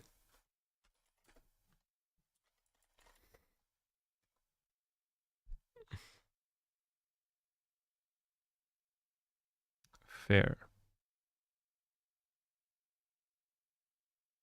Okay. Yeah. I will have to like think things through.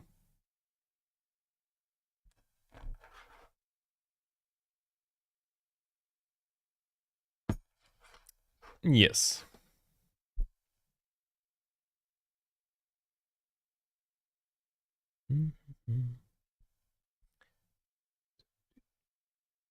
So it's probably worth giving this more than a little bit of thought.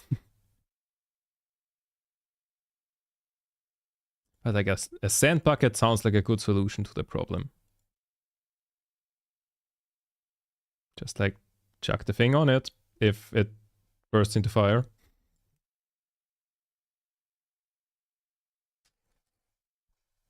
Wait, I should probably turn off the text-to-speech thing again. Hmm.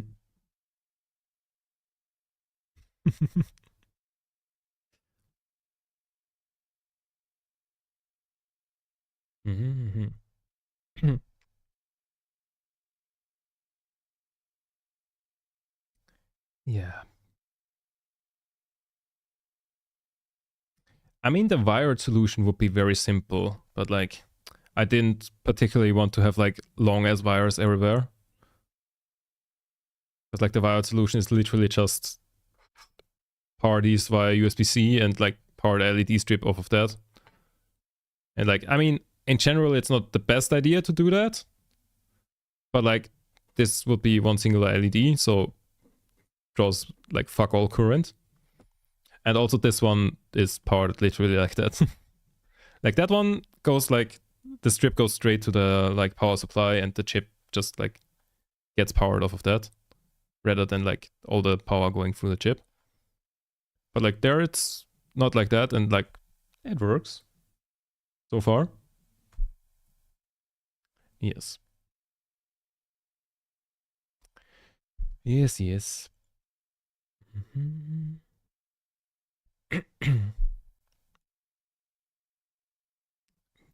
Yes. I guess those are the like next couple of projects on here. Like some electronic stuff, then like the programming for like the overlay to like continue doing stuff.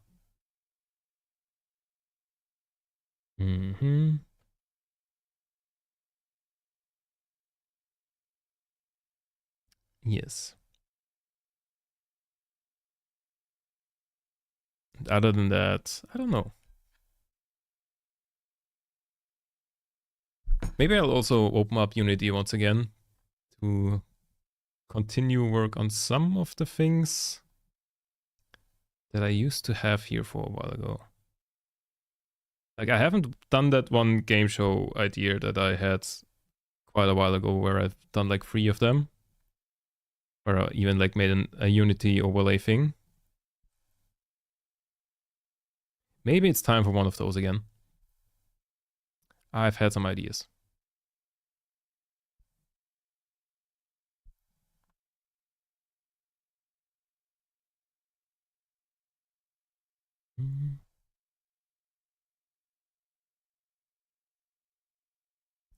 So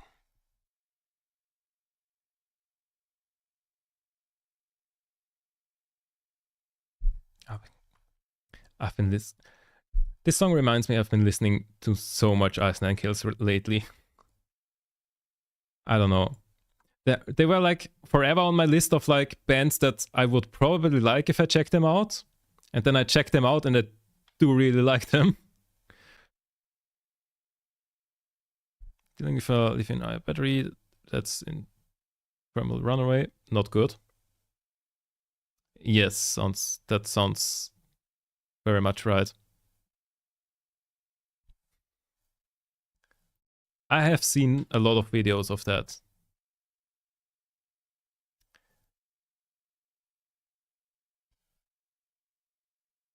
And like you definitely don't want to underestimate it. Like even if you have like a singular 18650, I think even that can go wrong quite big. Yeah.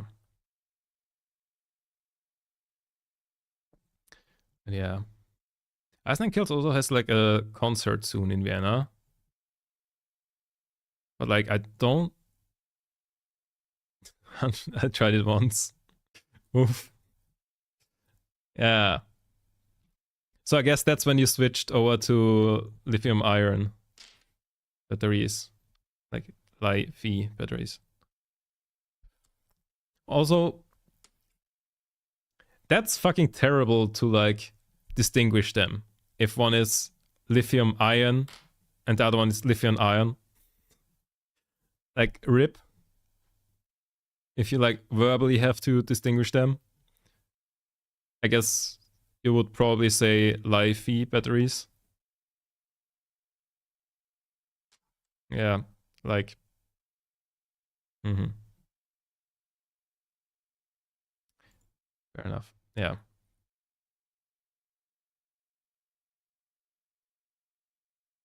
Yes.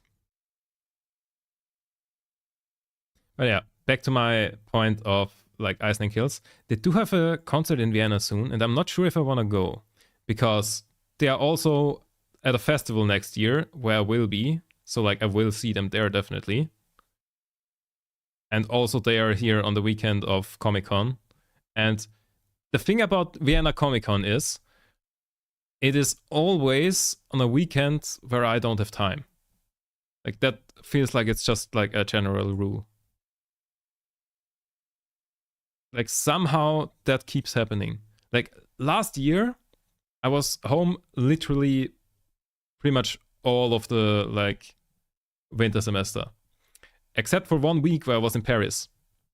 That week is when Comic Con was, and like I wanted to like go there for like so many years, but like there's always something on that weekend. And like this year would be the first one. Okay, not entirely, because like I don't even know how many days Comic Con in Vienna is. But I know that on Saturday there is an Electric Callback concert that I will go to. And then Sunday would be an Ice Nine Kills concert. Love Paris for TwitchCon. I paid a ridiculous price again, 100%. Interesting. I don't know. Okay, when I was in Paris, it was like a student exchange week kind of thing. So like you just, you know, apply for that and then you get sent to a university somewhere in Europe for a week and like you do a crash course of like some subject for the entirety of the week. So like rather than having a course like, you know, 2 hours every week, you just have like a course for 5 days straight, morning till evening. And like, you know, that counts as like one course. And like you do that at like some university, some other place. And like I did that in Paris. And like Paris, it is a nice city. Like it definitely has like a worse rep than it's like actually than like how it actually is. But the thing is, it very much feels like the city planners are like always on drugs when they go to work. Like there are just so many design decisions in like everything that I like just that my Austrian mind just couldn't comprehend. Like some of them made sense considering like the differences between Paris and Vienna. Like all of them pissed me off. Some of them made sense. Like one that made sense was like public transport. Because here in Vienna, we have a very good public transport system and like very affordable like ticket prices. Like there's the 365 euro for a year price, so like €1 a day is like the ticket everybody has. And the way you use public transport here is you have your ticket on your phone or like physical, whatever you want, and you just get on. You go to the subway, you get on the subway, you get off the subway where you need to get off. That's all of it. No, you need to have a ticket because sometimes like they have people like scanning the tickets and everything. And if you get caught without a ticket, you have to pay like a massive fine. But if you don't run into one of those, then most of the time you just get on, get off, you're done. No scanning, no nothing. And when you're in Paris, you need to go there. I will have to say more than that in a second, but you have to go there, you scan when you enter the train, you scan again when you leave. I think you also have to scan when you leave. Yeah, something like that. But like for no reason other than like knowing, I guess, where people are going. And I've told this before, but I will gladly say it again and again. They are trying their best to scam you in like every way possible. Just so cozy everywhere, very much agreed with my Scandi brain. Either it's cozy or else it's like Arc de Triomphe or Tour de Eiffel.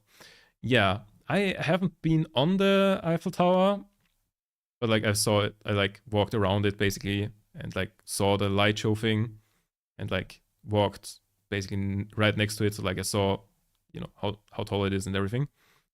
And then like Arc de Triomphe, I was there. I don't know if you can. Yeah, I was there. Like lots of people there, but like it was okay. Wasn't that terrible? And yeah, the city overall had like kind of cozy vibes, but you know, so does Vienna. And I would even go as far as to say as Vienna overall is more cozy.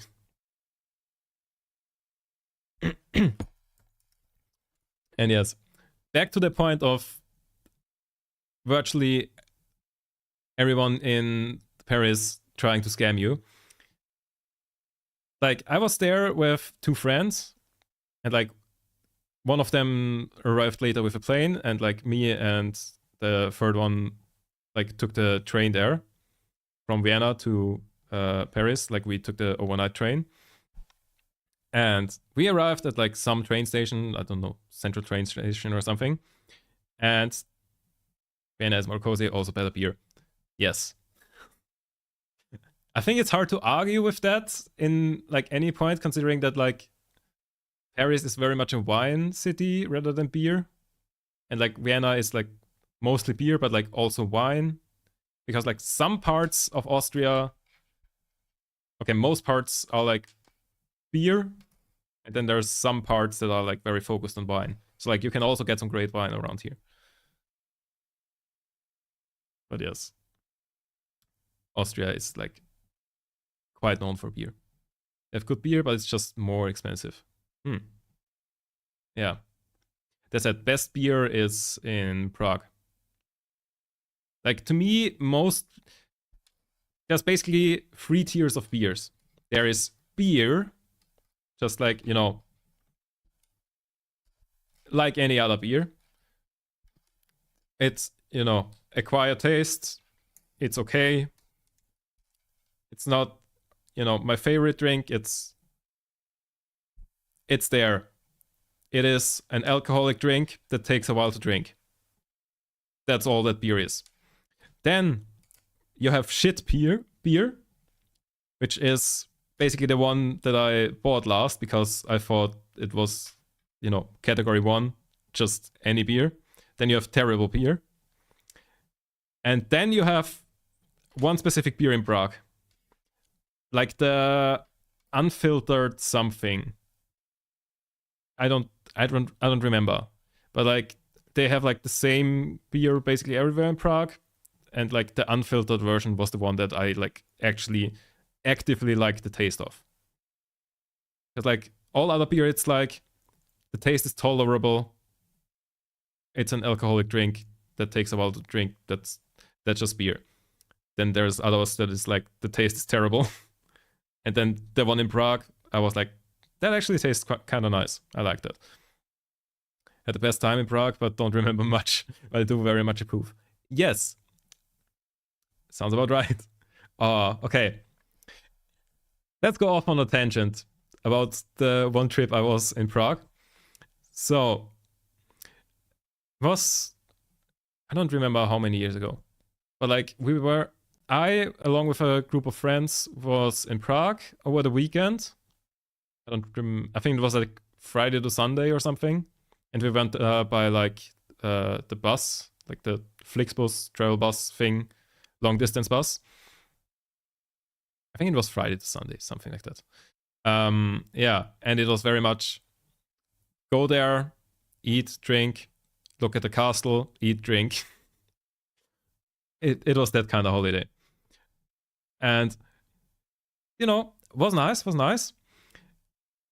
But the rest of that friend group operates on different time than I do, kind of. So we were at like a hotel there.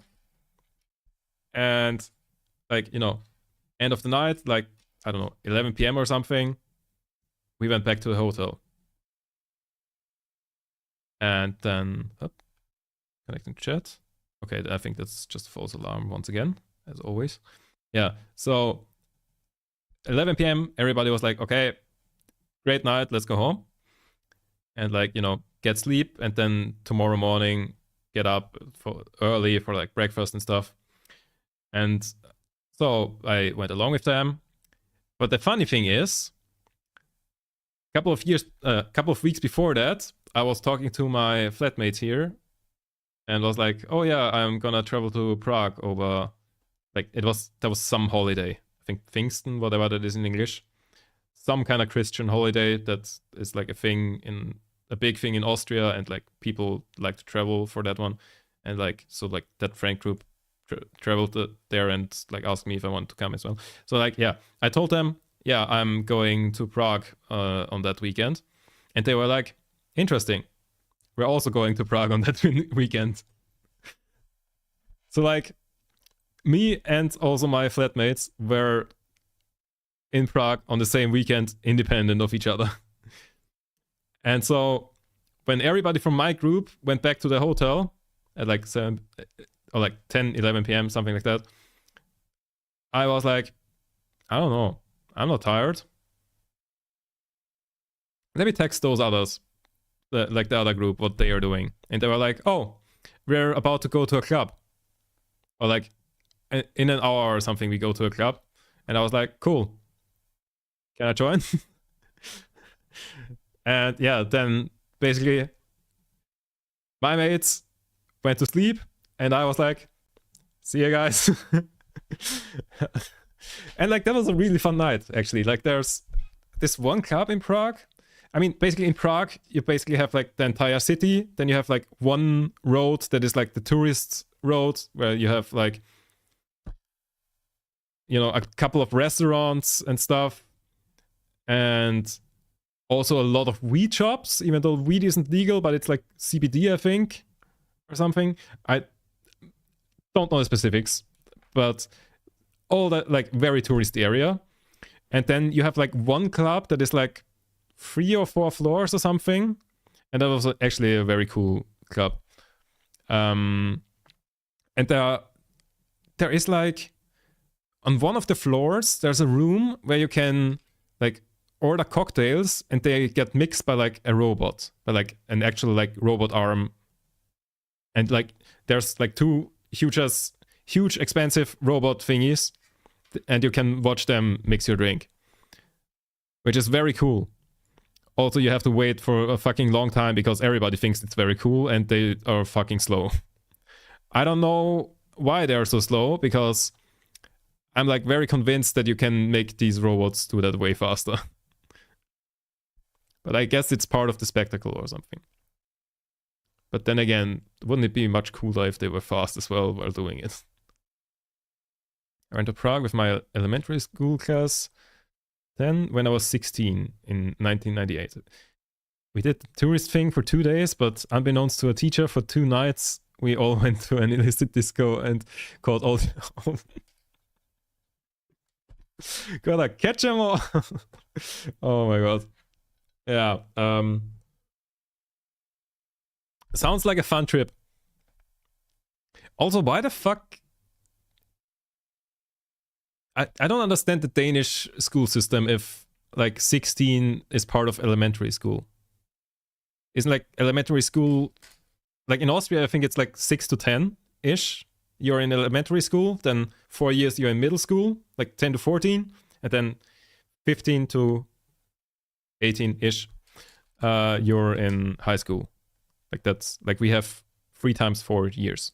Or like the last one is kind of different because like legally you have to be in school for 9 years, so like 4, and then there's like one type of school where you only have to be that like only lasts for 1 year, and you know it's like the kind of thing where you go when you know that you don't want to study or something like that, and instead you want to like, I don't know, do woodworking or something like that, something that you don't study for, but like that you go to something where you learn.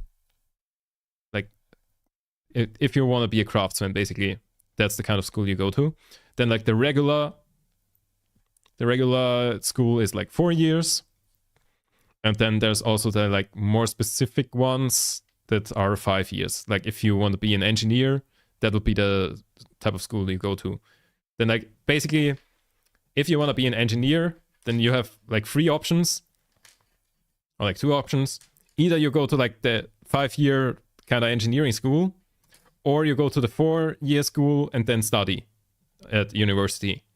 Or you can also, I guess, go to the 5-year school and then study, and then like the studying will be easier because you will have already seen all of the stuff. Elementary school is 6 to 16, gymnasium is 16 to 19. University is forever. That sounds about okay. That sounds cool. Interesting. Yeah. Okay. Yeah. So like Austria is mostly like a 3 times 4 thing. Like 4 years, you're basically 4 years you're in the small school that is in whichever town you are. Then the next 4 years are in a bigger school in whichever town is near the town you are. And then like the 4 years after that is also like there, basically. Yeah, but like the first one are like, you know, small children school, and then like the other 4 is kind of the same thing. Like middle school and high school, if you go with the like typical 4-year school, high school thing, then it's just like a continuation of middle school, basically. But like again, you have after the 4 years, you have the choice to like go to the 1-year thing and then like go to like a craftsman kind of thing, or like the 5-year thing where you then kind of like already learn engineering stuff and stuff. Yeah. Like a lot of people who work in IT or like mechatronics or stuff like that, a lot of people go that route. Yeah. How did we get here? Yes, Prague. Yes. So that was a fun trip. And then the funny thing is, like, that's other friend group that I then met up with and like went to a club with. They all had like an Airbnb somewhere in Prague, but like I had like a hotel room with like the group that I was there with. And the hotel room where I was, it was kind of in a weird place. like, wait, there is like in Prague there's like some parliamentary building or like something. I don't know how to describe it. There's like some huge historical building, historical important thing building, and then like you have like these some big like road, and in the middle you have got like a pedestrian zone and stuff like that. And then there was like a shopping mall kind of thing, and you had to like kind of go through the hallway of the shopping mall to get to the hotel I was at. That's very good. Nope, not happened. Yeah, and basically we all went home the first time. Then I went back out, and then I went back home, and I was like, there's a gate. I need to get to the other side of the gate. It's not good. Yeah, they locked up, and basically you had to like ring the doorbell and to be let in. Because like at a certain time they like close the thing, and then you like need to ring them. I don't understand why. Like, yeah, it was annoying. And like I arrived where like at the entry that I knew, and then I was like, that's locked.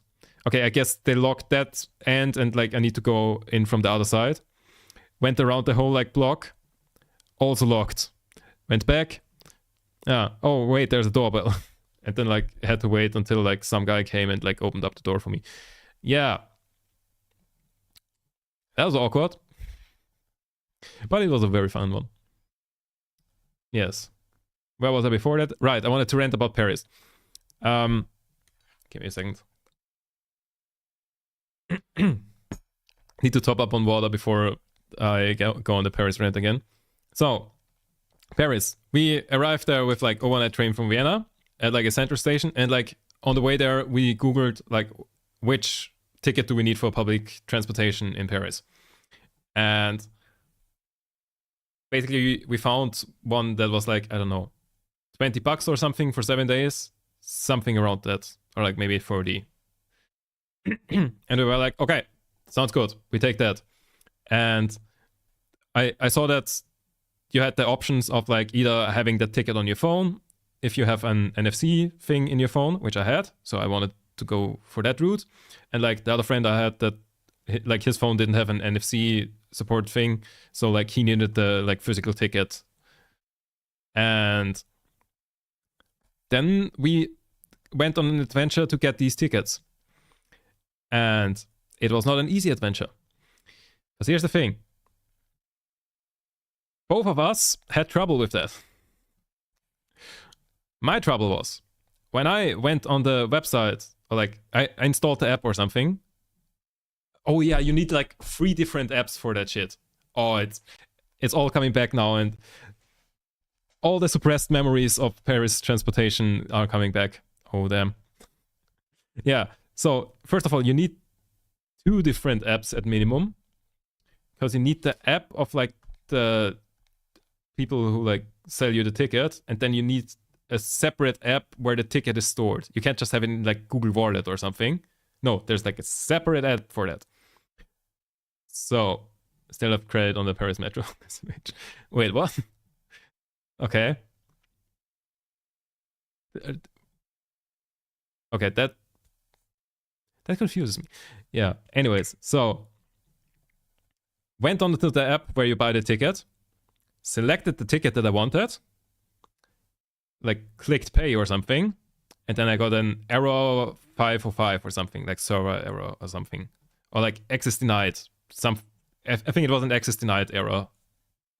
Was that 503? I don't remember the code, but something like that. And I got that, tried again, got it again, over and over, and like tried other apps as well, because there's like multiple like service providers kind of thing deal going on, but like all of them just sell the same ticket. So I like tried a different app, same thing, because like the second app, as soon as you click buy tickets, it just relays you to the website of the other one. Yeah, and then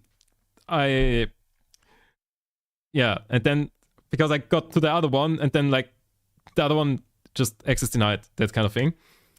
didn't work. And like I shit you not, I tried buying that fucking ticket for like an hour or something. For like 20 euros, then I ran out and I bought 20 more and went home. Oh. You can like buy credit thing there rather than like okay, I don't know how it works with like individual rides. Because like I had a week card thing. Yeah. And basically, so I tried for an hour and then was about to give up and like I gave up basically. Did you do credit card? No, phone. I don't remember which payment option I went for. Might have been PayPal or something, or my card.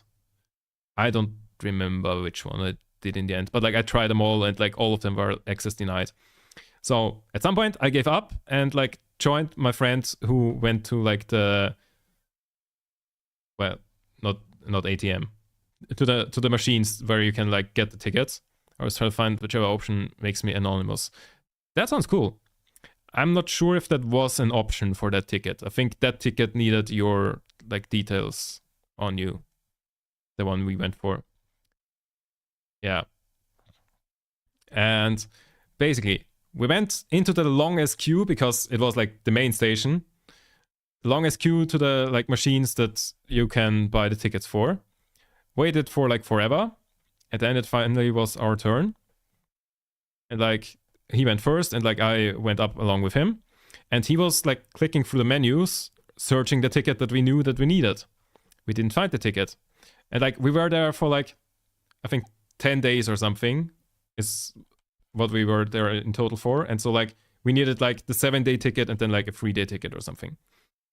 And so we were searching for the tickets that we like knew existed, because like online they are everywhere. In the app I could see that the ticket existed. Clicking through the menus, didn't find it. At some point, like 10 seconds in, like very quickly, some like employee from those things came up to us and was like, oh, can I help you? And we were like, oh, very helpful, very nice. That immediately breaks the stereotype of like unfriendly French people. Very nice of him to help us. And we basically, and like my friend told him, yeah, we're here for like 10 days. I need the ticket for that. And he was like, oh, right, I've got the thing for you. Went up to the machine, clicked a few buttons, selected like a 10-day ticket thing. It came out to like 170 euros. We looked at him and were like, thank you, but no thank you. And then fucked right off. Yeah. Government subsidized scam. Yeah. Exactly. 170 euros for a week of transport. We were like, that is not correct. We know for a fact that a week pass is like 30 bucks or something. No. And what we found out later is there's these like machines where you can get the ticket, and then there's like a service desk. You would assume that they belong to the same thing. Turns out the service desk sells these passes that we found online. The machine doesn't. The machine sells other passes. More expensive passes. Way more expensive passes. Yeah. Don't belong to the same thing. And like, oh, I forgot the best part. When he like clicked at the thing and it said 170, we said, oh, we thought it would be like 30 bucks. Like, here, look at the app. It says 30 bucks. We were searching for this one. And he was like, oh, can't you read that? It says like Rail Paris or something. It's only for people from Paris. And we were like, no, that's a brand name. Rail Paris is the brand name. That doesn't mean that it's only for people from Paris. The fuck are you talking about?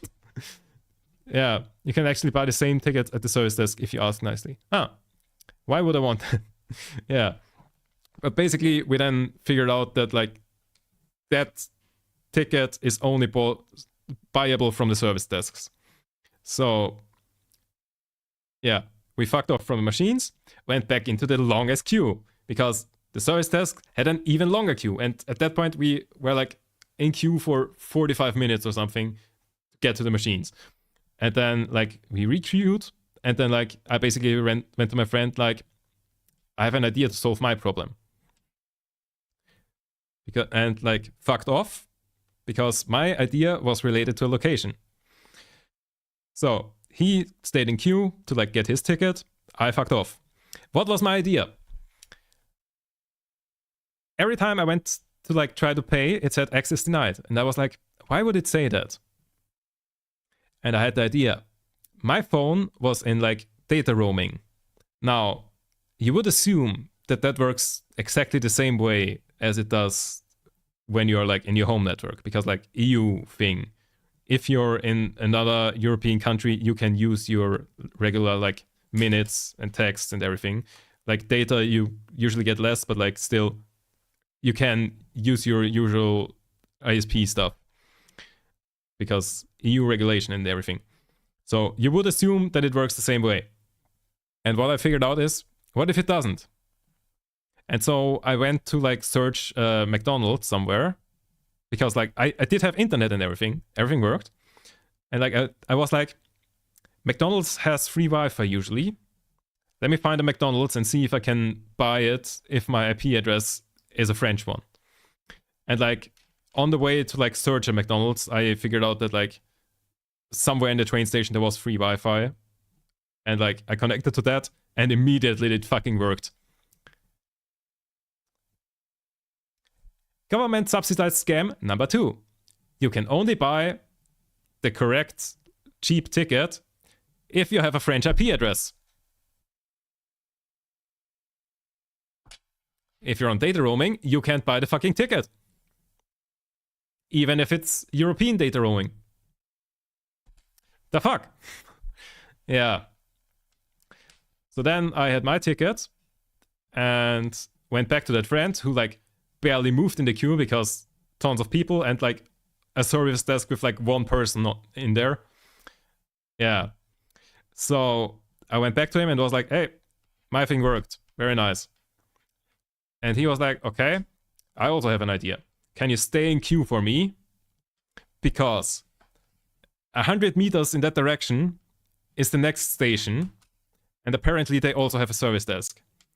And I guess that there will be less people than at like the central station service desk. And so like I stood in queue for him. He fucked off, went to the other one, and there was a service desk, and there he was able to finally get his fucking pass. But oh my fucking god, it took like 2 hours. Like get the thing that we looked up online beforehand. Because we knew what we needed. I'm always on a VPN, so that may explain why it worked. Probably. Like if you have a VPN to a French thing, then that would presumably work. Yeah. Yeah, I'm not. Yeah. So infuriating. It just... Why does the French government subsidize scams? Or like, why do they basically run their own scams? Because that guy was a fucking railway service worker thing. Proton VPN or Multivat if you're rich. Yeah, I'm not. Yeah. But like that guy that told us to buy the fucking 5 times more expensive ticket wasn't presumably employed by like the railway thing. The fuck? Also, the app was the railway app, that like official. I don't know if like the government owns the railway stuff in like France, but presumably they have some influence. He probably wasn't a French railway worker. He had like the uniform that like said the same thing that it also said on the machine. So he worked for whatever company does that scam. And you know, considering that they are in the like central station of Paris selling railway passes, the government must know about it. Yeah. It is infuriating. Yeah. Yeah.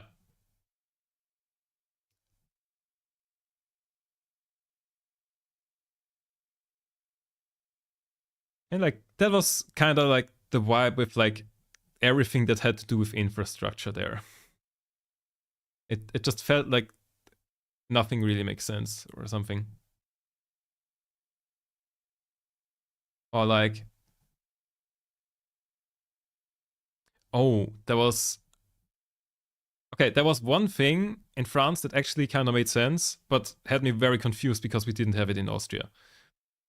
Because here's the thing: when you go to an Austrian supermarket, you take stuff that you need, you put that onto like the cash register thing, it gets scanned, you give the worker the money, you receive money back if you pay with cash.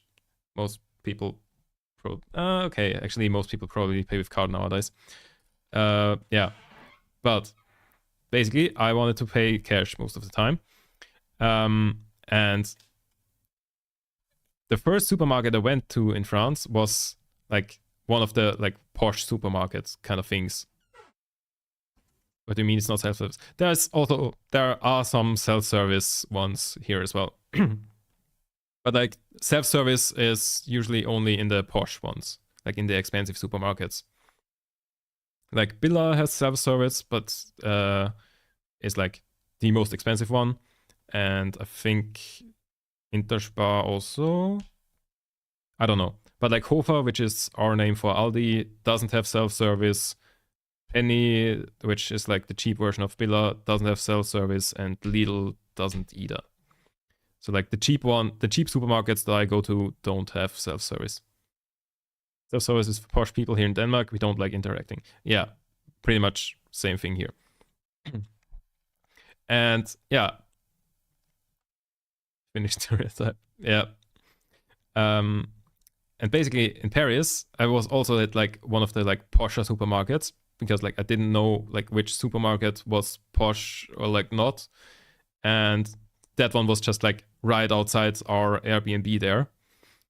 So we went to that one and like they scanned everything. And the thing is, I know a tiny little bit of French. And I've always heard that, you know, French people are nice as long as you at least try to speak French. And so like I knew some basics. And so like, you know, I went up, bonjour. And then they scanned it and I wanted to give them the money. And then Eminem was summoned and somehow spoke French out of their mouth. And I just looked at them like, bonjour. Money. Yeah. About which time they realized that I don't actually like speak French and like told me, oh, there's a machine there that you put the money in. And I was like, why? Like they have like, yeah. Or like, I don't remember the specifics. Either it was like, I gave them the money and like then, no, I think I needed to like literally pay at the machine and then like the machine like did all the like giving me the change and everything. But like I was so confused. I like looked at her for like half a minute like,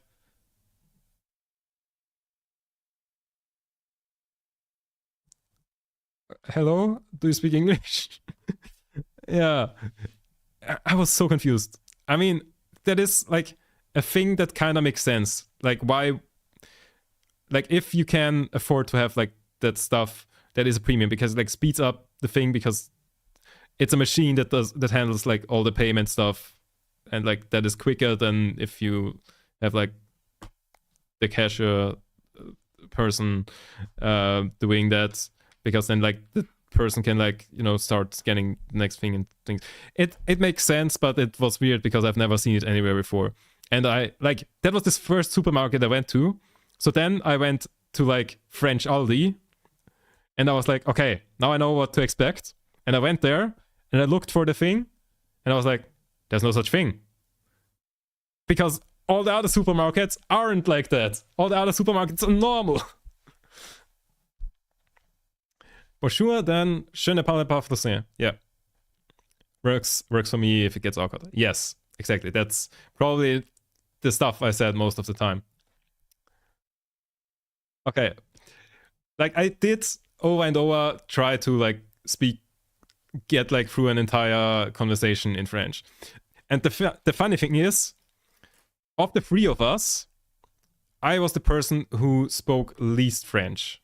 Like I had 2 years of French in middle school, so like a decade ago. More than, oh god, no, a decade ago. But like last, yeah, about a decade ago. The other two, like one of them had more than that in school, and the other one just like actively learned with Duolingo. But like, you know, actively learning with Duolingo beats 2 years of school a decade ago, obviously. And it felt like we had inverse problems all the time. Because when Duolingo person went up and was like, bonjour, un baguette. I wanted to say por favor, but like that's not correct. Je veux un baguette? I want a baguette? I forgot what please was. I don't remember. But like, he went up to that and like said that, and they like answered in English basically. They were like, oh, here you go, thank you. And like he was like, the card, and like, because like that means pay with card. And like, you know, he got through the conversation in French. Je voudrais un baguette? Oh yeah, s'il vous plaît is what I was searching for. Voudrais? Oh, didn't know that one. Yeah, and like basically that's how each conversation of that I noticed of that person, how that went. Like he tried to have a French conversation, the other person kind of half like swapped to English. Then it was my turn. Bonjour, un baguette s'il vous plaît. And then I was hit by Eminem. Because, okay, here is my explanation for what happened there. I'm not sure if that is the correct explanation, but that's the one that I'm going with. I think my French pronunciation was better than theirs, but like how much French I knew was worse, which kind of led to the awkward situation where like the people I talked to assumed that I speak French, rather than when the guy who kind of spoke French talked to them. And like, so like I was always hit with French in return. And like, and then, you know, I didn't know what they wanted from me. And that even though it took me until like the second to last day to get the correct like article for, or like what's a pronoun for baguette. Because every single day I bought a baguette. And I always say, un baguette, s'il vous plaît. But it would be une baguette. Yeah. So like I misgendered the baguettes. And still they thought I speak French. I don't know. Just say it early, it gets awkward if they're for fuck's sake. Yeah.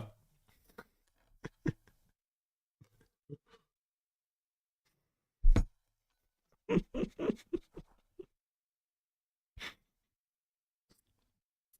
took me a second. What do you mean? I think I just got what you mean. That took me longer than I should have. For fuck's sake. Okay. Good one though. Yeah. So that's kind of how that went. It was a fun week. Oh yeah, and the funny thing is, it ended up very scary. Because on the way home, we, like, again, the one person took the plane, and we, like, there wasn't, like, the cheapest way was by bus. By, like, you know, overnight bus. And I, basically, when we were booking, we were just looking for trains. And I, as a joke, said, oh, we could also take this bus that goes 20 hours. And is like $20 cheaper. And a week later, like we didn't like finish booking, we were just like looking at options. And a week later, the person texted me like, so about that bus. And I was like, oh god, no. Yeah. So we were in the bus for like, I don't remember how much it was. Somewhere between 18 to 21 hours. I think it was 20. Yeah. Overnight. We did take the bus. But like we took like a bus, like it was a travel bus, so it's like, you know, a little more comfortable. And also we had like, you know, 2 chairs on each side and a table, and like we booked there's like the option to like book the place next to you so you have more space. So like we each booked that, and like with the table, so like we had that, and like it was terrible, but it wasn't as bad as you would expect like 18 plus hour bus ride to be. It was kind of cool because I had my laptop with me, so I was kind of like gaming. I was like playing Potato, and then I was watching Formula 1 as well. Stuff like that. So I went to the Hungarian mafia. It's alright, we got rid of him. He's in a different country now. That is not even a joke. Yeah.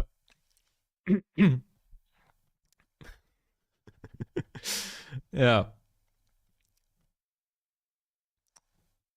That was funny. But yeah, it was an experience to go that far with a bus, but I don't know if I necessarily would do it again. Like, I don't know. But like the train ride there was actually like very cozy, because a similar thing, basically you can have like an overnight train. You can like either like buy 1 seat in a like group of 6, or you can like buy 1 bed in like a sleeping thing. Or what you can also do is you can like reserve an entire group of 6, but like for less than the price. Or like, because like you pay per seat, but then that is like an upgrade to like reserve the rest of the seats for like, you know, so you have your compartment for yourself. So like we were like 2 people with like an entire 6-seat thing, and you can like kind of, you have like 3 seats each side, and you can like put them down so that they have like, that you basically have a bed thing, and that was very cozy.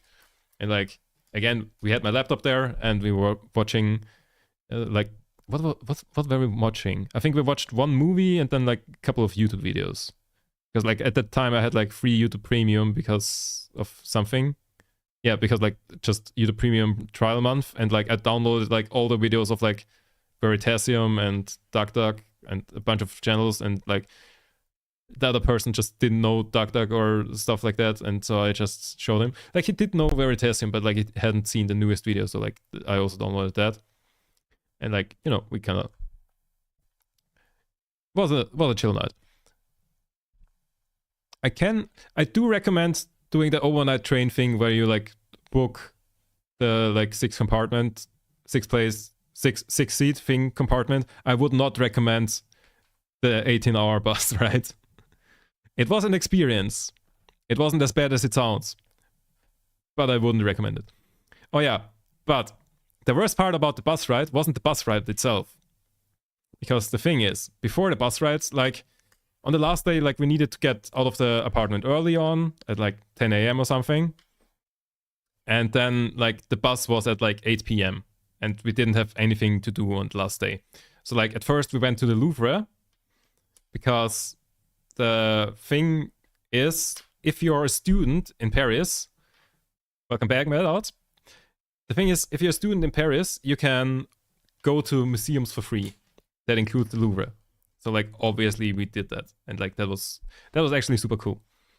And then yeah, so we got some place where we like put our suitcases to, and like, you know, paid, I don't remember how much we paid for that, but like stored our suitcases somewhere near the Louvre, went to the Louvre, then like got our suitcases, and then went on our way.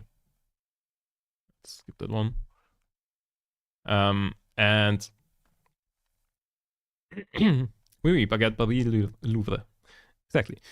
And then like we still, after we were in the Louvre, we still had some time to kill, And so like I just went to like a bakery and to a went to a bakery to like get some lunch for the bus then.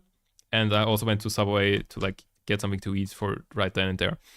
And then we were kind of like chilling because like we still had like a lot of time. And then we were like, oh, let's go to like find some like public well or something to like, fill up our water bottles and stuff. So we, don't need to buy stuff to like drink on the train. And like, usually they're like everywhere in Paris. But at that moment, we went like over half an hour or something and didn't find one. And then we, still had quite some time, but, we're like, okay, let's go to the bus stop. And the thing about the bus stop, where like all the long distance buses came from, when we were like searching, how do we get there? We saw the like Google reviews of the bus stop thing, and they were like really bad. Like it sounded like that was like the #1 drug hotspot in Paris and like very dangerous at night. And like do all you can to avoid that place. And so we were like, okay, let's not arrive there an hour early. Let's arrive there when we need to be there. So like as close to like when we need to leave as possible. And so we went to the subway and saw like red screens everywhere. And apparently there was like an interruption or something of the subway. And so we were like, oh, because like we had like a delta of like 20 minutes or something. So like if we took the subway as recommended, we were there 20 minutes early. And we were like, that's bad. Looked at my phone. Because like nowhere did it say like how much delay there would be. So I was like, we're not waiting here. Because we were quite some distance away. And then looked at my phone. Okay, what's the alternatives? There's a bus. Let's go to the bus. Went to the bus. And like, I think we had to run to get to the bus. And like, with the bus, we also only had like a 5-minute or so delta then. Like it was getting uncomfortably close. Or like no, like it wasn't that close. But the thing is, if the bus wouldn't have worked out too well, or like if we would have missed the bus, then kinda walking at a very fast pace could have maybe gotten us there. But like we would have had to walk for like 50 minutes at like much more than walking speed. Like if we would have walked, like Google Maps would have said like 55 minutes and we had like 50 minutes. Stuff like that. So like we could have made it there on foot, but I was carrying a very heavy backpack and like a huge suitcase. And like the other person was like, had like a full on, like I just had like a normal ass backpack. And like the other person had like one of these like backpacks that was like as tall as him. And so basically we were standing down there at the metro and we're both like, oh, what do we do? And I was like, nope, I'm taking the lead. We're taking the bus. Because even if the bus, like we could make it there on foot if we need to. But the bus gets us in that direction. So like any distance that you get closer is good. Was kind of my thinking. And so yeah, we took the bus and it was like, looking at the time, looking at like which bus stops are coming up. And then I noticed that the fucking bus took a different route than like there was also like some interruption or like construction work or something. And I like looked at like the upcoming stops and like what Google Maps said where the bus would go. And I saw that the bus went a different way. And I was like, that's scary. That's scary. Because like the thing is, the bus skipped some stops. But like, yeah, a different route. And basically, it would have gone something like this. And then like taking a turn to like the bus station thing. And instead, it didn't take that like turn. It like took a straight one here. And like skipped all of the stops that would have been up there. And I was like, that's very uncomfortable. I hope that because like it did stop at some other points. Like it stopped there, it skipped some up there, and then like stopped at those. And I was like, I hope it doesn't stop. It doesn't skip our stop. But like even if it does, like the next stop would be like further away. But you know, same thing. We could still make it by like running and stuff. And fortunately, it did stop at our stop, and like it was even there like a little faster because because it was skipping other things. But like holy shit, because like the other person was just like, okay, we made it to the bus, all is good.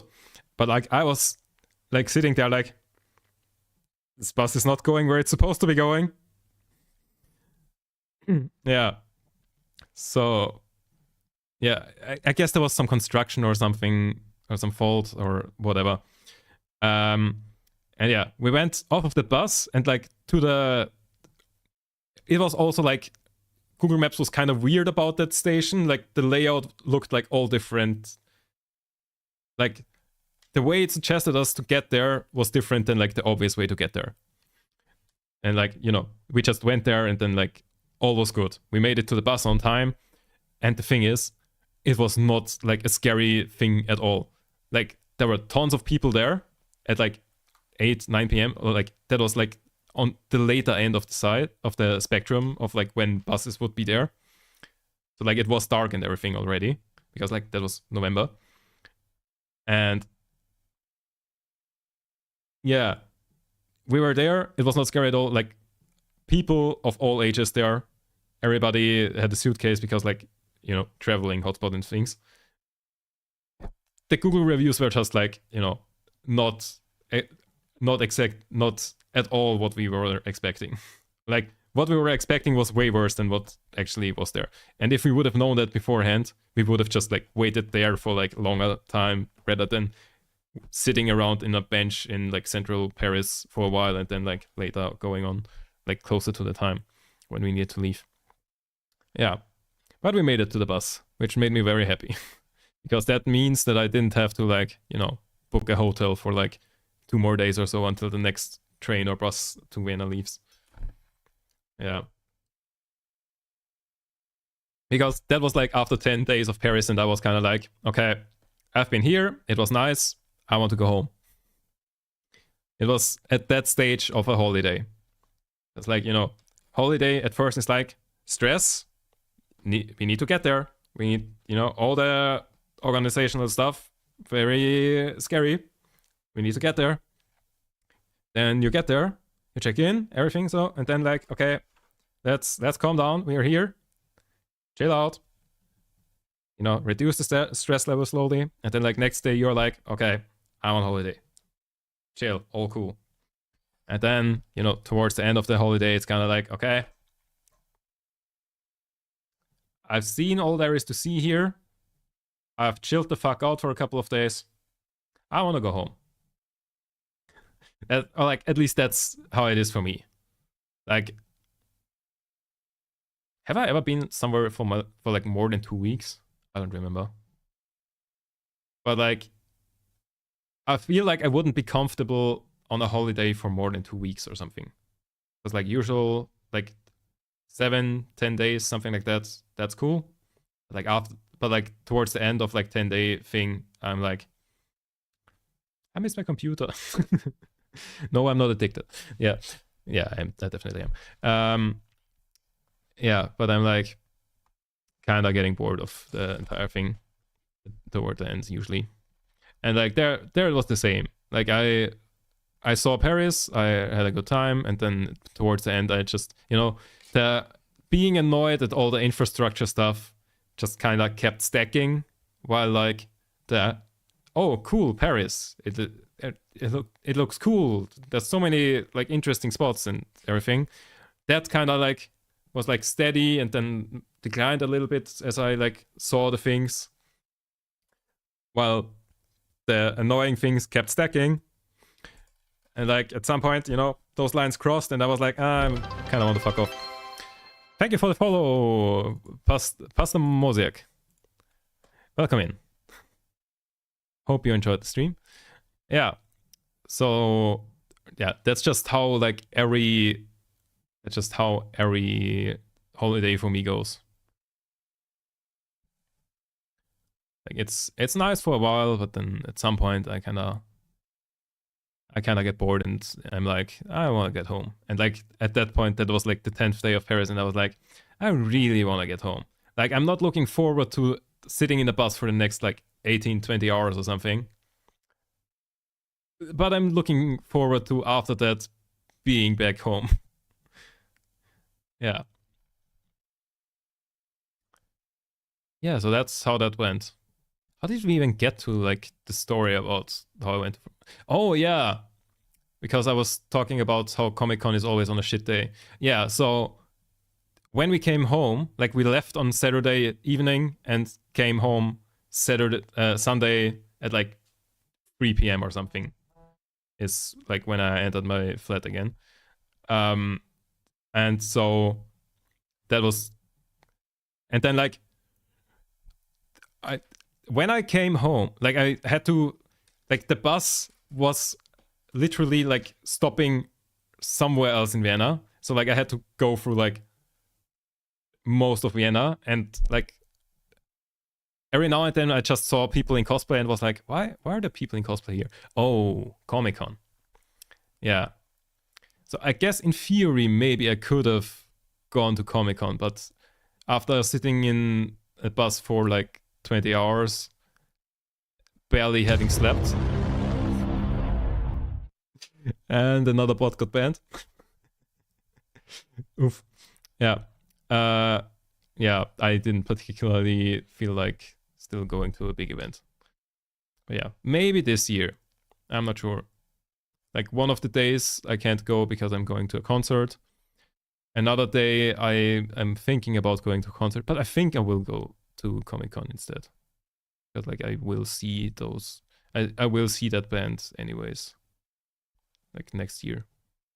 Even though right now I'm like at peak fandom of that band, and like by then it will probably like tapered off a little bit. Unless they release a new album. I don't know. We will see about that.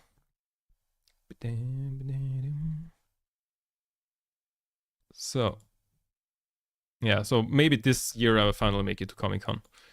The thing is though, I don't know, like, I don't know what I would do at Comic-Con. Like, I'm not going to cons a lot. Like, I was at TwitchCon this year, but like, you know, I was there with people I know. I will be going to DreamHack with people I know. I don't know anyone at Comic-Con. Or like, maybe I know a few people. Potentially. I'm not sure. There are some people who I think are potentially going to Comic-Con.